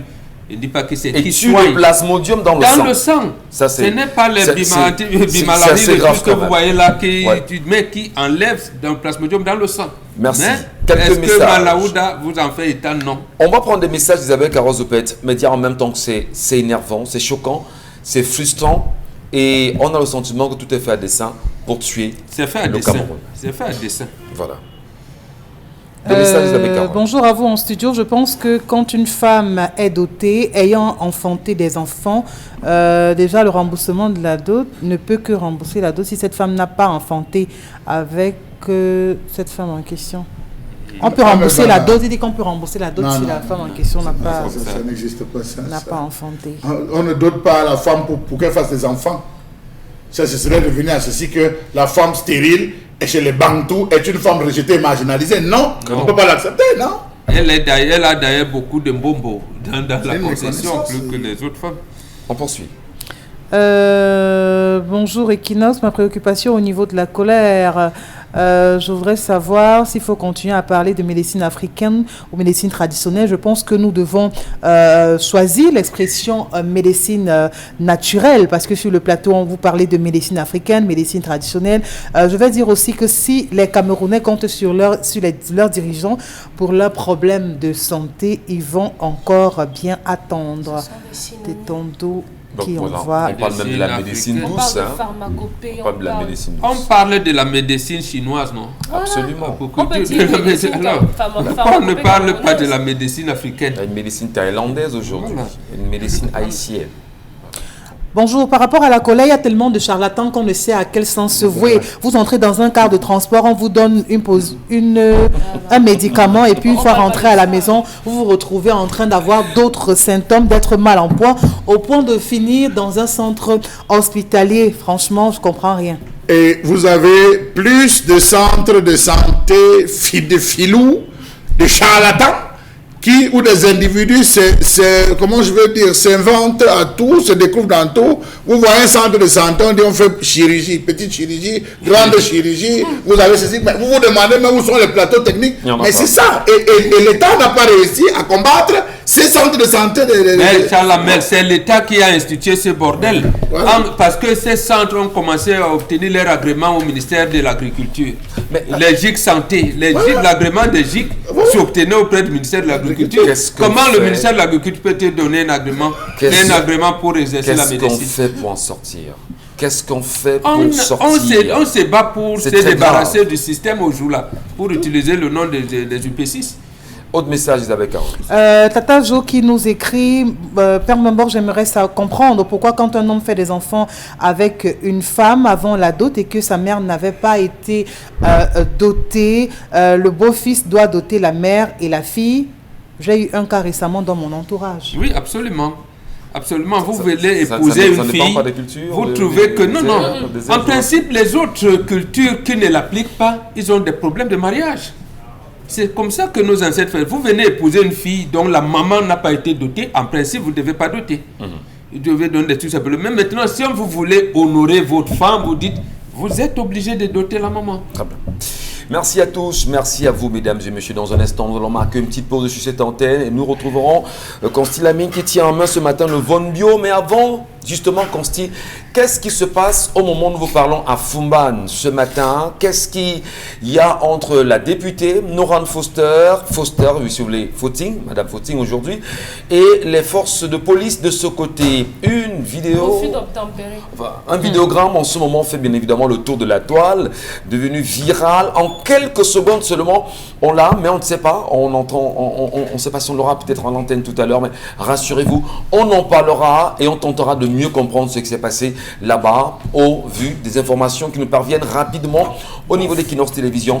Merci de rester des nôtres. Consti Lamine, bonjour et bienvenue. Alors bonjour Michel Gachou, bonne fête de la Tabaski à toi, bonne fête de la Tabaski à toute l'équipe qui t'accompagne ce matin et bonne fête de la Tabaski à tous les clients et partenaires du concept Salaka. Nous sommes bel et bien là aujourd'hui pour dire tout simplement que même les jours fériés, le magasin 1001 tapis reste ouvert et nous sommes ouverts jusqu'à 16h30 pour le compte bien sûr de ce mardi. C'est pour ceux-là qui n'ont pas le temps de venir au magasin lors des jours ouvrables qu'ils peuvent également passer leur commande pour le compte de ce jour du côté bien sûr du magasin 1001 tapis. Vous êtes nombreux à me regarder en ce moment à la maison. Vous êtes nombreux qui connaissez des gens qui ont des problèmes de diabète, les problèmes de tension, les problèmes de rhumatisme. Alors la solution c'est avec ce complément alimentaire, le Von Bio Oméga 3, ce complément alimentaire qui fait bien sûr la fierté de ces nombreux consommateurs, ce complément alimentaire qui permet de réduire les complications du diabète. Le Von Bio Oméga 3 permet d'assouplir nos articulations. Le Von Bio Oméga 3 permet également de stabiliser notre tension. Vous avez les problèmes de tension, les problèmes de rhumatisme, les problèmes de fourmillement. Alors je vous recommande de consommer vivement le Von Bio Oméga 3. Oui, une gélule par jour pendant le repas. Ce complément alimentaire, il est d'origine. Ce complément alimentaire vient tout droit des laboratoires Celorex aux États-Unis d'Amérique. Le Von Bio Oméga 3, chers téléspectateurs, c'est un complément alimentaire que je recommande vivement à tous les téléspectateurs de cette émission. Oui, chacun de nous devrait le consommer. Il est sans effet secondaire dans l'organisme. Le Von Bio Oméga 3, mesdames, mesdemoiselles, messieurs, c'est un complément alimentaire que je recommande vivement à tous les téléspectateurs de cette émission. Mototenye Sengalemba Tatan, Oben diabète, Oben rhumatisme, Oben problème et tension, Oben courbature, Nongonde Von Bio Oméga 3, c'est pour m'adresser à tous mes frères du côté bien sûr de Bomola Bengue, du côté de Bomola Jedou, de Dibombari, de Nkapa, de Souza. Il est important de consommer ce complément alimentaire que vous retrouverez en vente au magasin 1001 Tapis. Votre complément alimentaire, le Von Bio Oméga 3, est disponible au magasin 1001 Tapis. C'est à Douala au Cameroun, au quartier Aqua. À côté bien sûr du Von Bio Oméga 3, on parle également d'un lait de toilette pour diabétiques. Von Bio Lotion, uniquement pour les diabétiques. Votre peau, elle est délicate. Votre peau, elle est fragile. Voici votre lait de toilette. Voici le Von Bio Lotion. Votre lait de toilette qui permet d'embellir, de protéger et de nourrir la peau des diabétiques. En vente également au magasin 1001 Tapis. Nous allons tout de suite sortir par la présentation de la pommade contre les hémorroïdes avec le concours de la réalisation. Cette pommade, elle est 100% naturelle. Cette pommade a fait déjà ses preuves. Plusieurs personnes ont retrouvé le sourire en utilisant la pommade contre les hémorroïdes. Vous aussi, vous en souffrez. Vous connaissez quelqu'un qui en souffre? Alors prenez votre pommade contre les hémorroïdes qui est en vente exclusivement au magasin 1001 Tapis en face du palais d'Ika. C'est à Douala au Cameroun. Parlant bien sûr des modalités de livraison, ceux qui ont besoin de commander, que ce soit la pommade contre les hémorroïdes, que ce soit le Von Bio Lotion, le Von Bio Oméga 3, les numéros de téléphone, vous les avez, appelés dès à présent et passez votre commande. Pas besoin de venir à Douala, pas besoin de venir au Cameroun, restez dans votre pays, restez dans votre ville et le concept Salaka se charge du reste. Et ce reste, c'est quoi? C'est d'assurer la livraison de toutes les commandes des clients du concept Salaka. N'oubliez pas, la pommade contre les hémorroïdes, elle est efficace, elle est naturelle, elle est bien sûr vendue au magasin 1001 Tapis. Merci infiniment, Consti Lamine. Eh bien, madame, messieurs, on l'a très bien dit en l'entrée de cette émission ce matin. Comment comprendre justement le silence des Camerounais concernant la gestion des 180 milliards de francs CFA du Covid-19? Depuis des jours quand même, on a le sentiment que de plus en plus, les Camerounais semblent ne plus rien dire quant à ce scandale d'État sur la gestion de cet argent. 180 milliards, qui doit rembourser l'argent ? Justement, est-ce qu'on n'a pas le sentiment aujourd'hui que c'est un groupe de Camerounais qui s'est organisé, qui s'est mis en place pour prendre de l'argent au FMI, manger cet argent et attendre que le peuple travaille pour pouvoir le rembourser? Finalement, est-ce qu'on doit se dire on devrait rester tranquille? On nous a servi récemment, on a servi au peuple camerounais récemment une synthèse concernant le rapport de la Chambre des comptes de la Cour suprême qui, jusqu'à présent, le rapport global est toujours attendu. On parle quand même d'un peu plus de 400 pages. On ne nous a toujours pas dit qu'est-ce que les différents ministères ont fait avec l'argent mis à leur disposition. Et là, jusqu'à présent, on ne comprend pas le silence du Camerounais ou des Camerounais et voire même des parlementaires sur la question. On va également le dire, c'est peut-être des morts de trop. Justement, on a eu ces 5 policiers dont on a eu des images effroyables sur les réseaux sociaux depuis pratiquement 2 jours aujourd'hui. Morts à Bamenda dans un checkpoint. Qu'est-ce qu'on peut dire sur ces cas récents? Peut-on au moins avoir la sortie du délégué général à la Sûreté nationale pour au moins calmer les cœurs? On a vu des Camerounais sortir, et surtout le député Cabral Libi qui est sorti, qui a fait une sortie là-dessus et qui a eu des propos quand même qui laissent pas mal d'interrogations. Oui, c'est assez compliqué quand même, il faut bien sûr le dire. La toile parle, la toile bouge. Isabelle Carozopette, la toile également bouge avec vous. Et ça bagarre, bien sûr. Merci beaucoup de vous. C'est très compliqué. Alors, on a justement l'occasion de vous entendre, Isabelle Carole. Oui. Qu'est-ce qui fait la une au moment où nous Alors, parlons? la une au moment où nous parlons, c'est cette vidéo qui fait bouger tout le monde sur, sur les réseaux sociaux, aussi bien que sur ce plateau et sur pas mal d'endroits. Dans tous les cas, la toile s'enflamme à voir les images justement de la députée du PCRN, Nourane, voilà, qui justement on retrouve dans la vidéo en train, voilà, qui a ces éclats de voix entre elle elle et des hommes ont tenu du côté de l'Ouest Cameroun, du côté de Bafoussam et qui se rendaient à Fumban. Je crois peut-être qu'on va laisser le soin à la régie de nous faire lire la vidéo. On l'aura au fur et à mesure qu'on évoluera bien évidemment dans les commentaires, mais sincèrement... en fait, il faut donc dire qu'est-ce qu'il s'agit.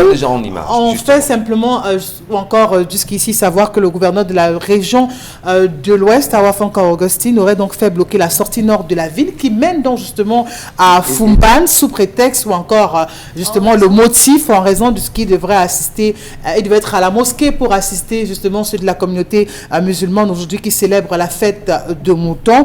Et il faut noter que la députée Nouran était en partance pour Fumban avec sa famille pour justement la même occasion. Voilà, et dans été stoppé net en cours de chemin parce que sous ordre bien évidemment du gouverneur qui a demandé donc bien évidemment que cette route précisément à ce niveau soit barrée, toute chose qu'elle n'a pas digérée parce qu'elle a voulu pouvoir bel et bien vaquer à ses occupations. Et il a mal digéré le fait que le gouverneur prenne sur lui de pouvoir barrer ses routes. On va regarder la vidéo et revenir derrière avec le concours de la régie.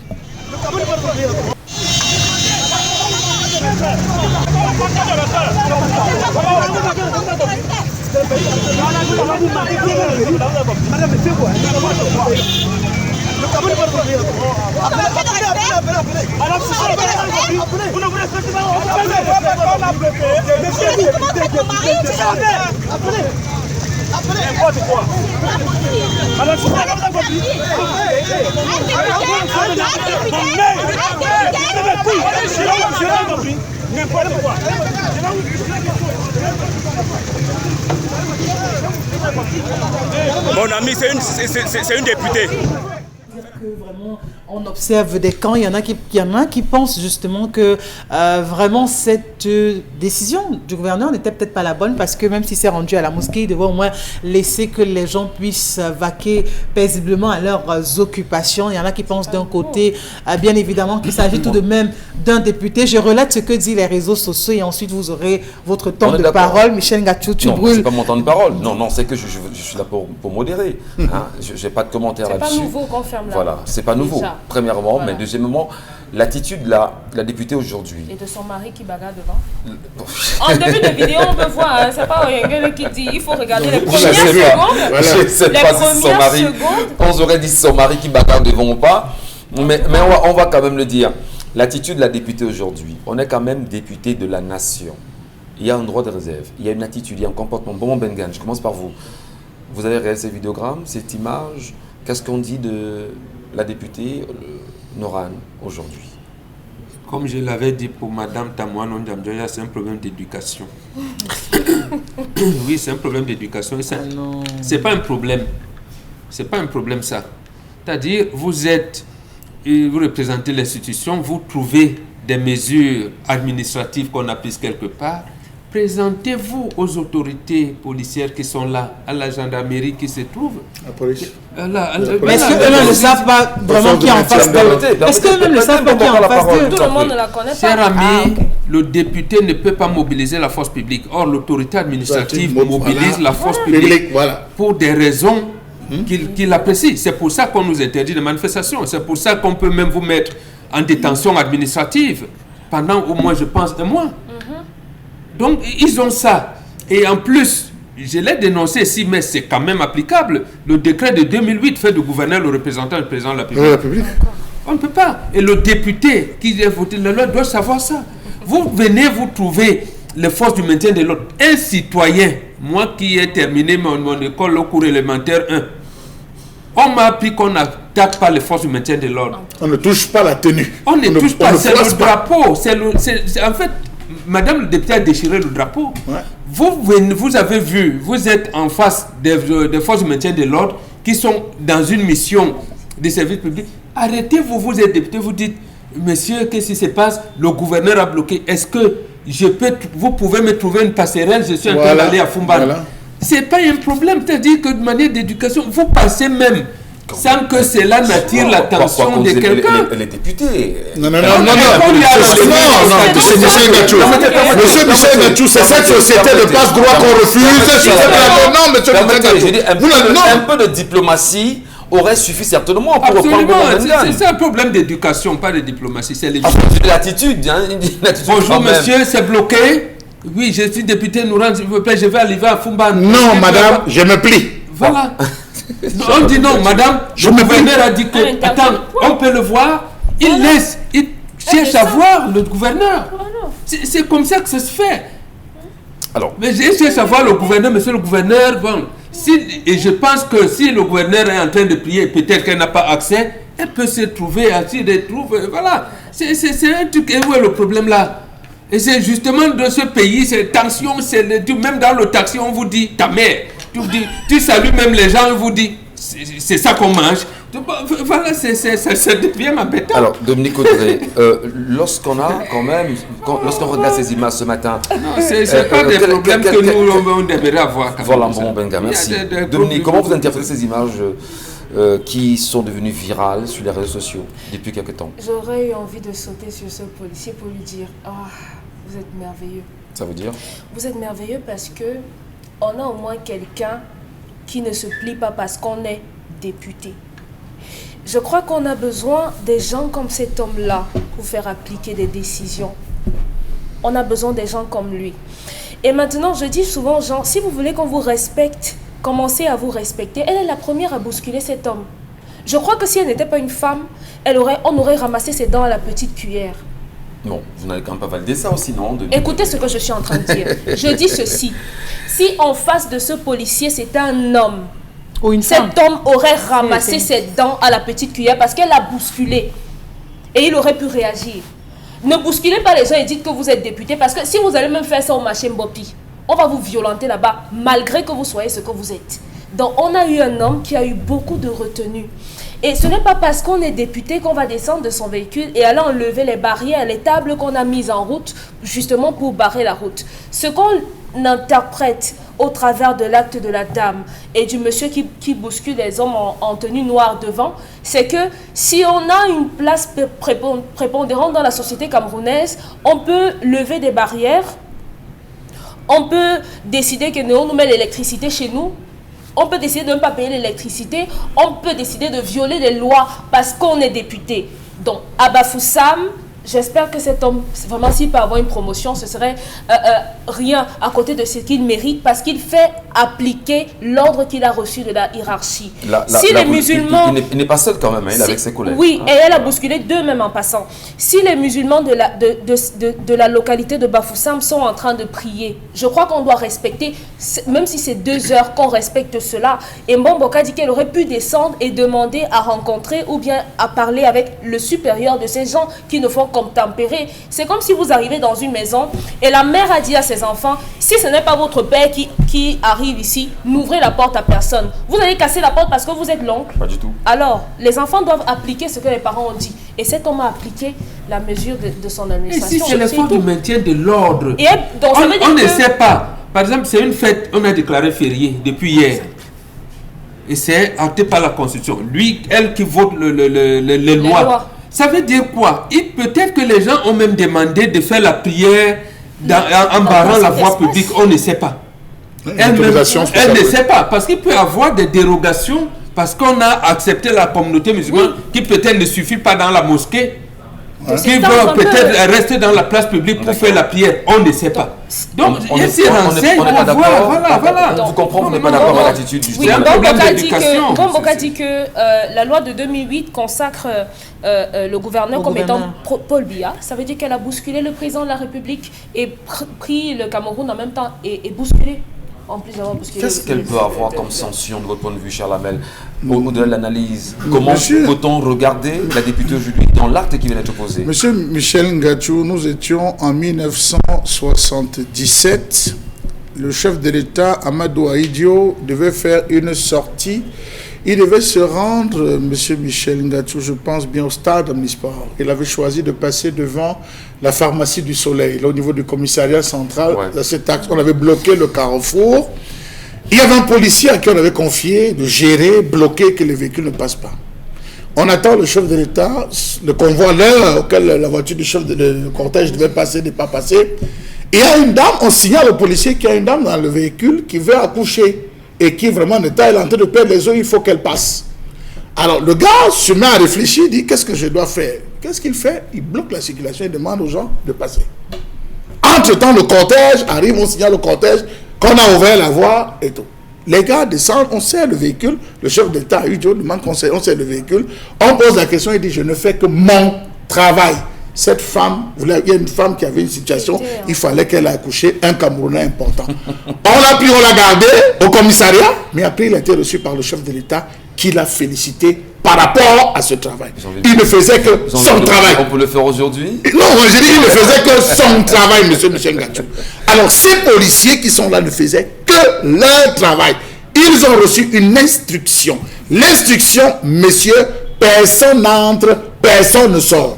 Vous allez tout de suite à Nebel, en Kouloulou, l'axe de Kouloulou, vous ne passerez pas. C'est barré depuis l'entrée parce que tout au niveau du Congo, là, c'est des mosquées.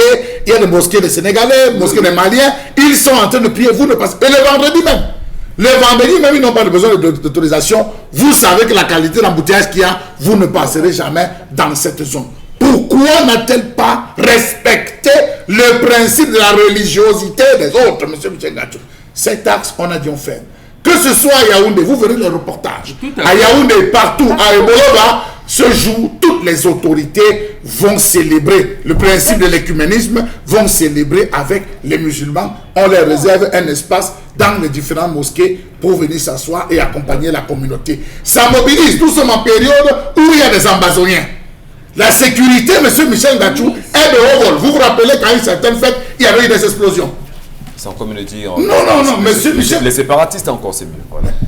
Employez tout ce que vous voulez comme expression, on va toujours revenir à la même chose. Il y a une sécurité maximale qu'on met en cette période de fête pour se rassurer. Lorsque la députée arrive, et encore, elle est avec sa famille. Elle est avec ses enfants. Elle est en train de démontrer à ses enfants que lorsque vous êtes quelqu'un dans ce pays, vous pouvez tout faire passer. Quelle éducation donne-t-elle dès cet instant à ses enfants? C'est dire à ses enfants que parce que vous êtes Noura Fouting, vous traversez avec une violence barbare? Non. Je crois. S'il y a eu parlementarisme, je ne sais pas. S'il y a eu parlementarisme au début, elle aurait dit, je suis tel, vraiment, j'ai peut-être un enfant qui est souffrant, j'ai un enfant qui a ceci, permettez-moi de traverser la voie. Ou bien moi aussi, je vais aller prier à Fumban. Oui, moi aussi, je vais aller prier. Voilà, y a-t-il voilà, j'ai rendez-vous avec le sultan. Voilà. Elle aurait dit de manière simple, on lui aurait dit non. Et rassurez-vous, c'est plusieurs policiers, comme vous voyez, c'est plusieurs policiers. Ça suppose qu'il y a eu un manque de respect à un certain niveau.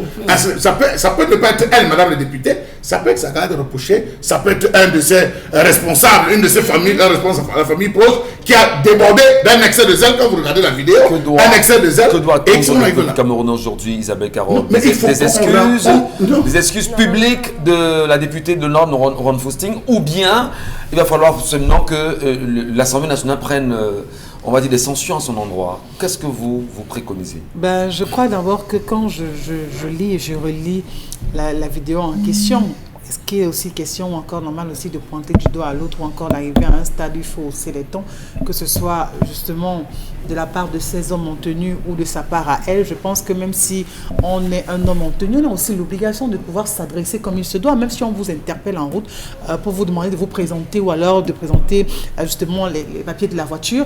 Il y a une certaine posture et il y a le ton qui va avec. Je crois que ce sont des éléments quand même qui sont importants. L'approche. Moi, je dis, je ne sais pas comment ces personnes l'ont approché, mais dans la vidéo, on voit comment ces hommes en tenue sont en train de la pointer du doigt pour en signe de menace. Moi, je crois que c'est des attitudes également qu'il faut condamner. Mais lorsqu'on porte quand même la main sur... Vous voyez la barrière, les policiers n'étaient pas cachés. Oui. Les policiers n'étaient pas cachés. Première les choses, vous clignotez, vous stoppez. D'abord.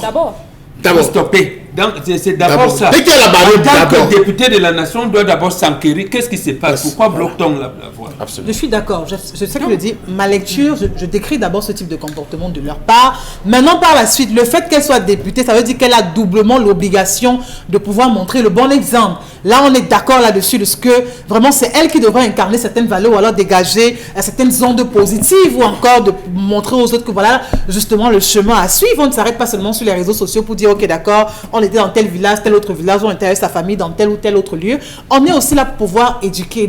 Pour le cas d'espèce, justement, elle devrait se plier, ou alors c'est même le contact du gouvernement, ou c'est pas d'autre, de pouvoir appeler aussi simplement. C'est une situation qui devrait se gérer en 2-3 secondes de manière discrète, sans qu'aujourd'hui ça ne puisse ébranler tout simplement tout le monde, encore ça ne puisse faire le tour des réseaux sociaux, encore que les gens ont tellement vite fait de pouvoir capturer de telles scènes et de relayer avec une telle vitesse qu'à un moment donné, vous ne pouvez même plus contrôler. C'est votre crédibilité qui est engagée, c'est votre titre de député qui est engagé, c'est votre image qui est engagée, c'est votre il faut connaître. Non, permettez, citoyen, en disant qu'on ne plaque pas un homme en tenue. On ne bouscule pas un homme en tenue. Permettez, cher Lamel. Je voudrais, Dominique Audrey, lorsqu'on voit quand même la dame pousser l'homme, c'est aussi une violence faite à l'endroit des hommes aujourd'hui, non? Oui, et l'homme a riposté. Je vous ai dit ici que moi je suis œil pour œil, dent pour dent. C'est l'État.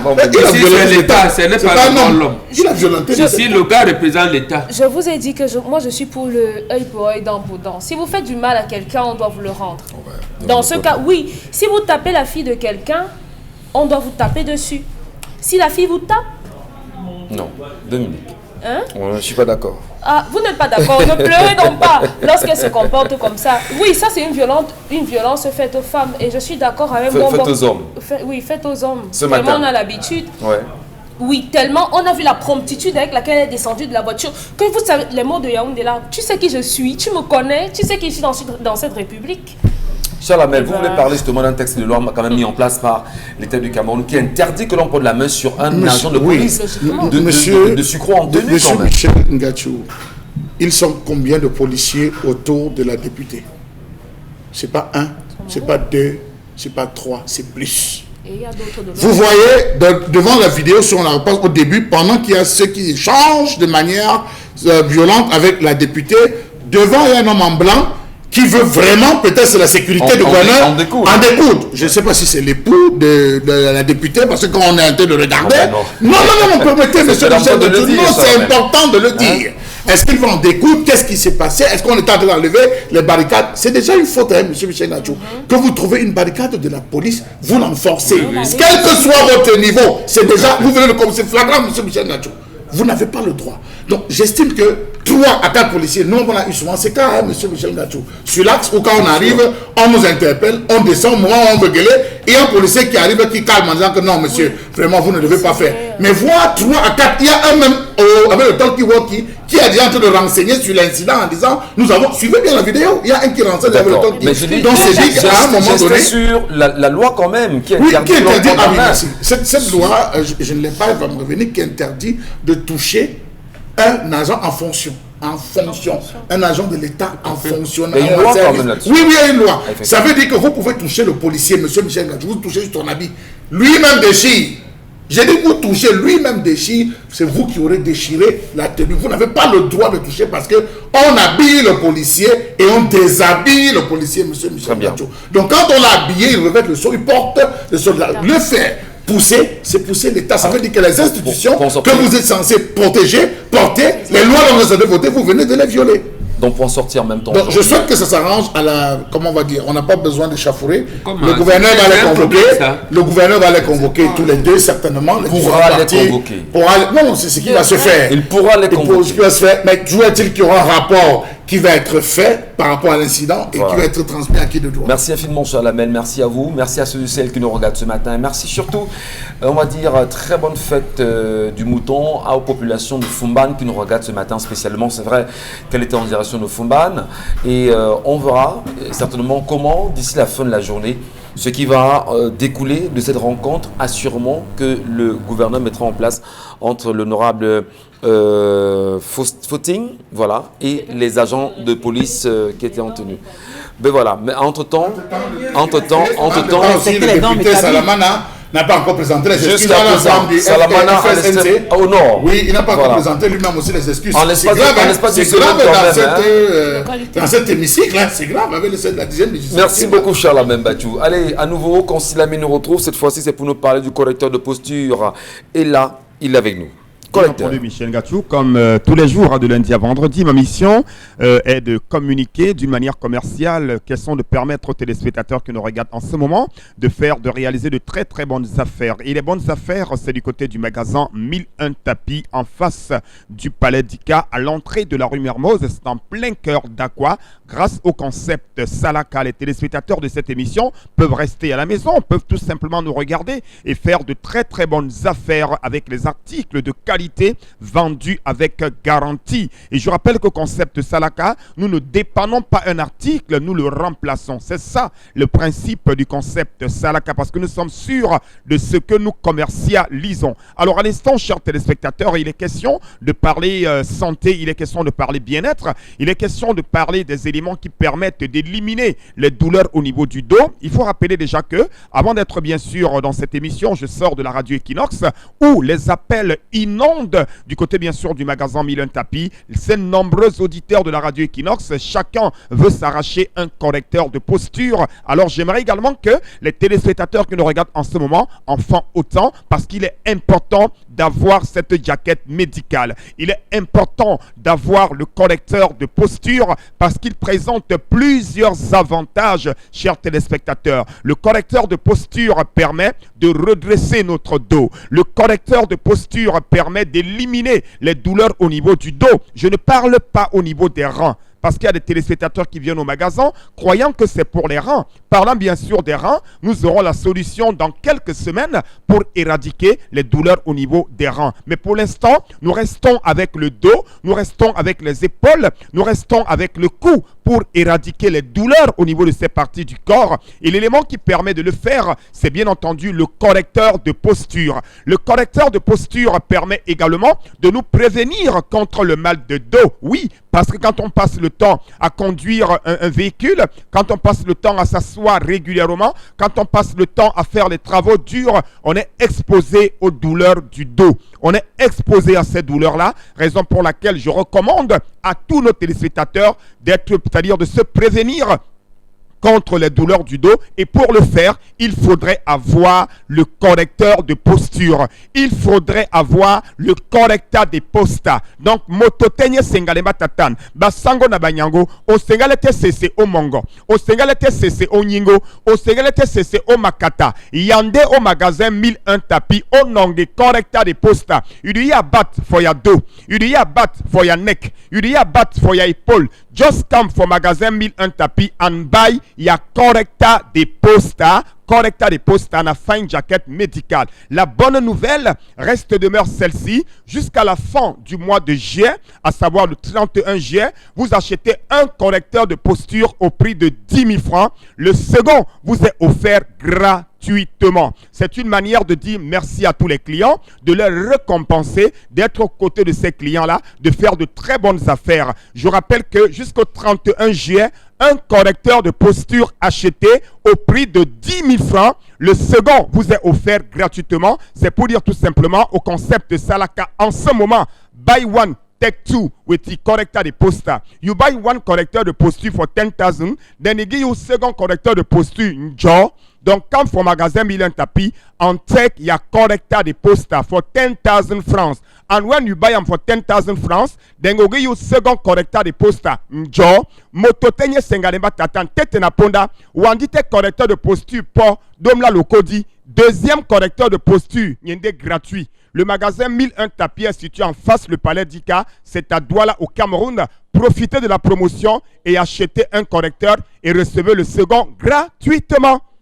Lamine, merci beaucoup, merci infiniment pour ce passage également ce matin, et nous portons comme chaque matin le regard sur les faits de société.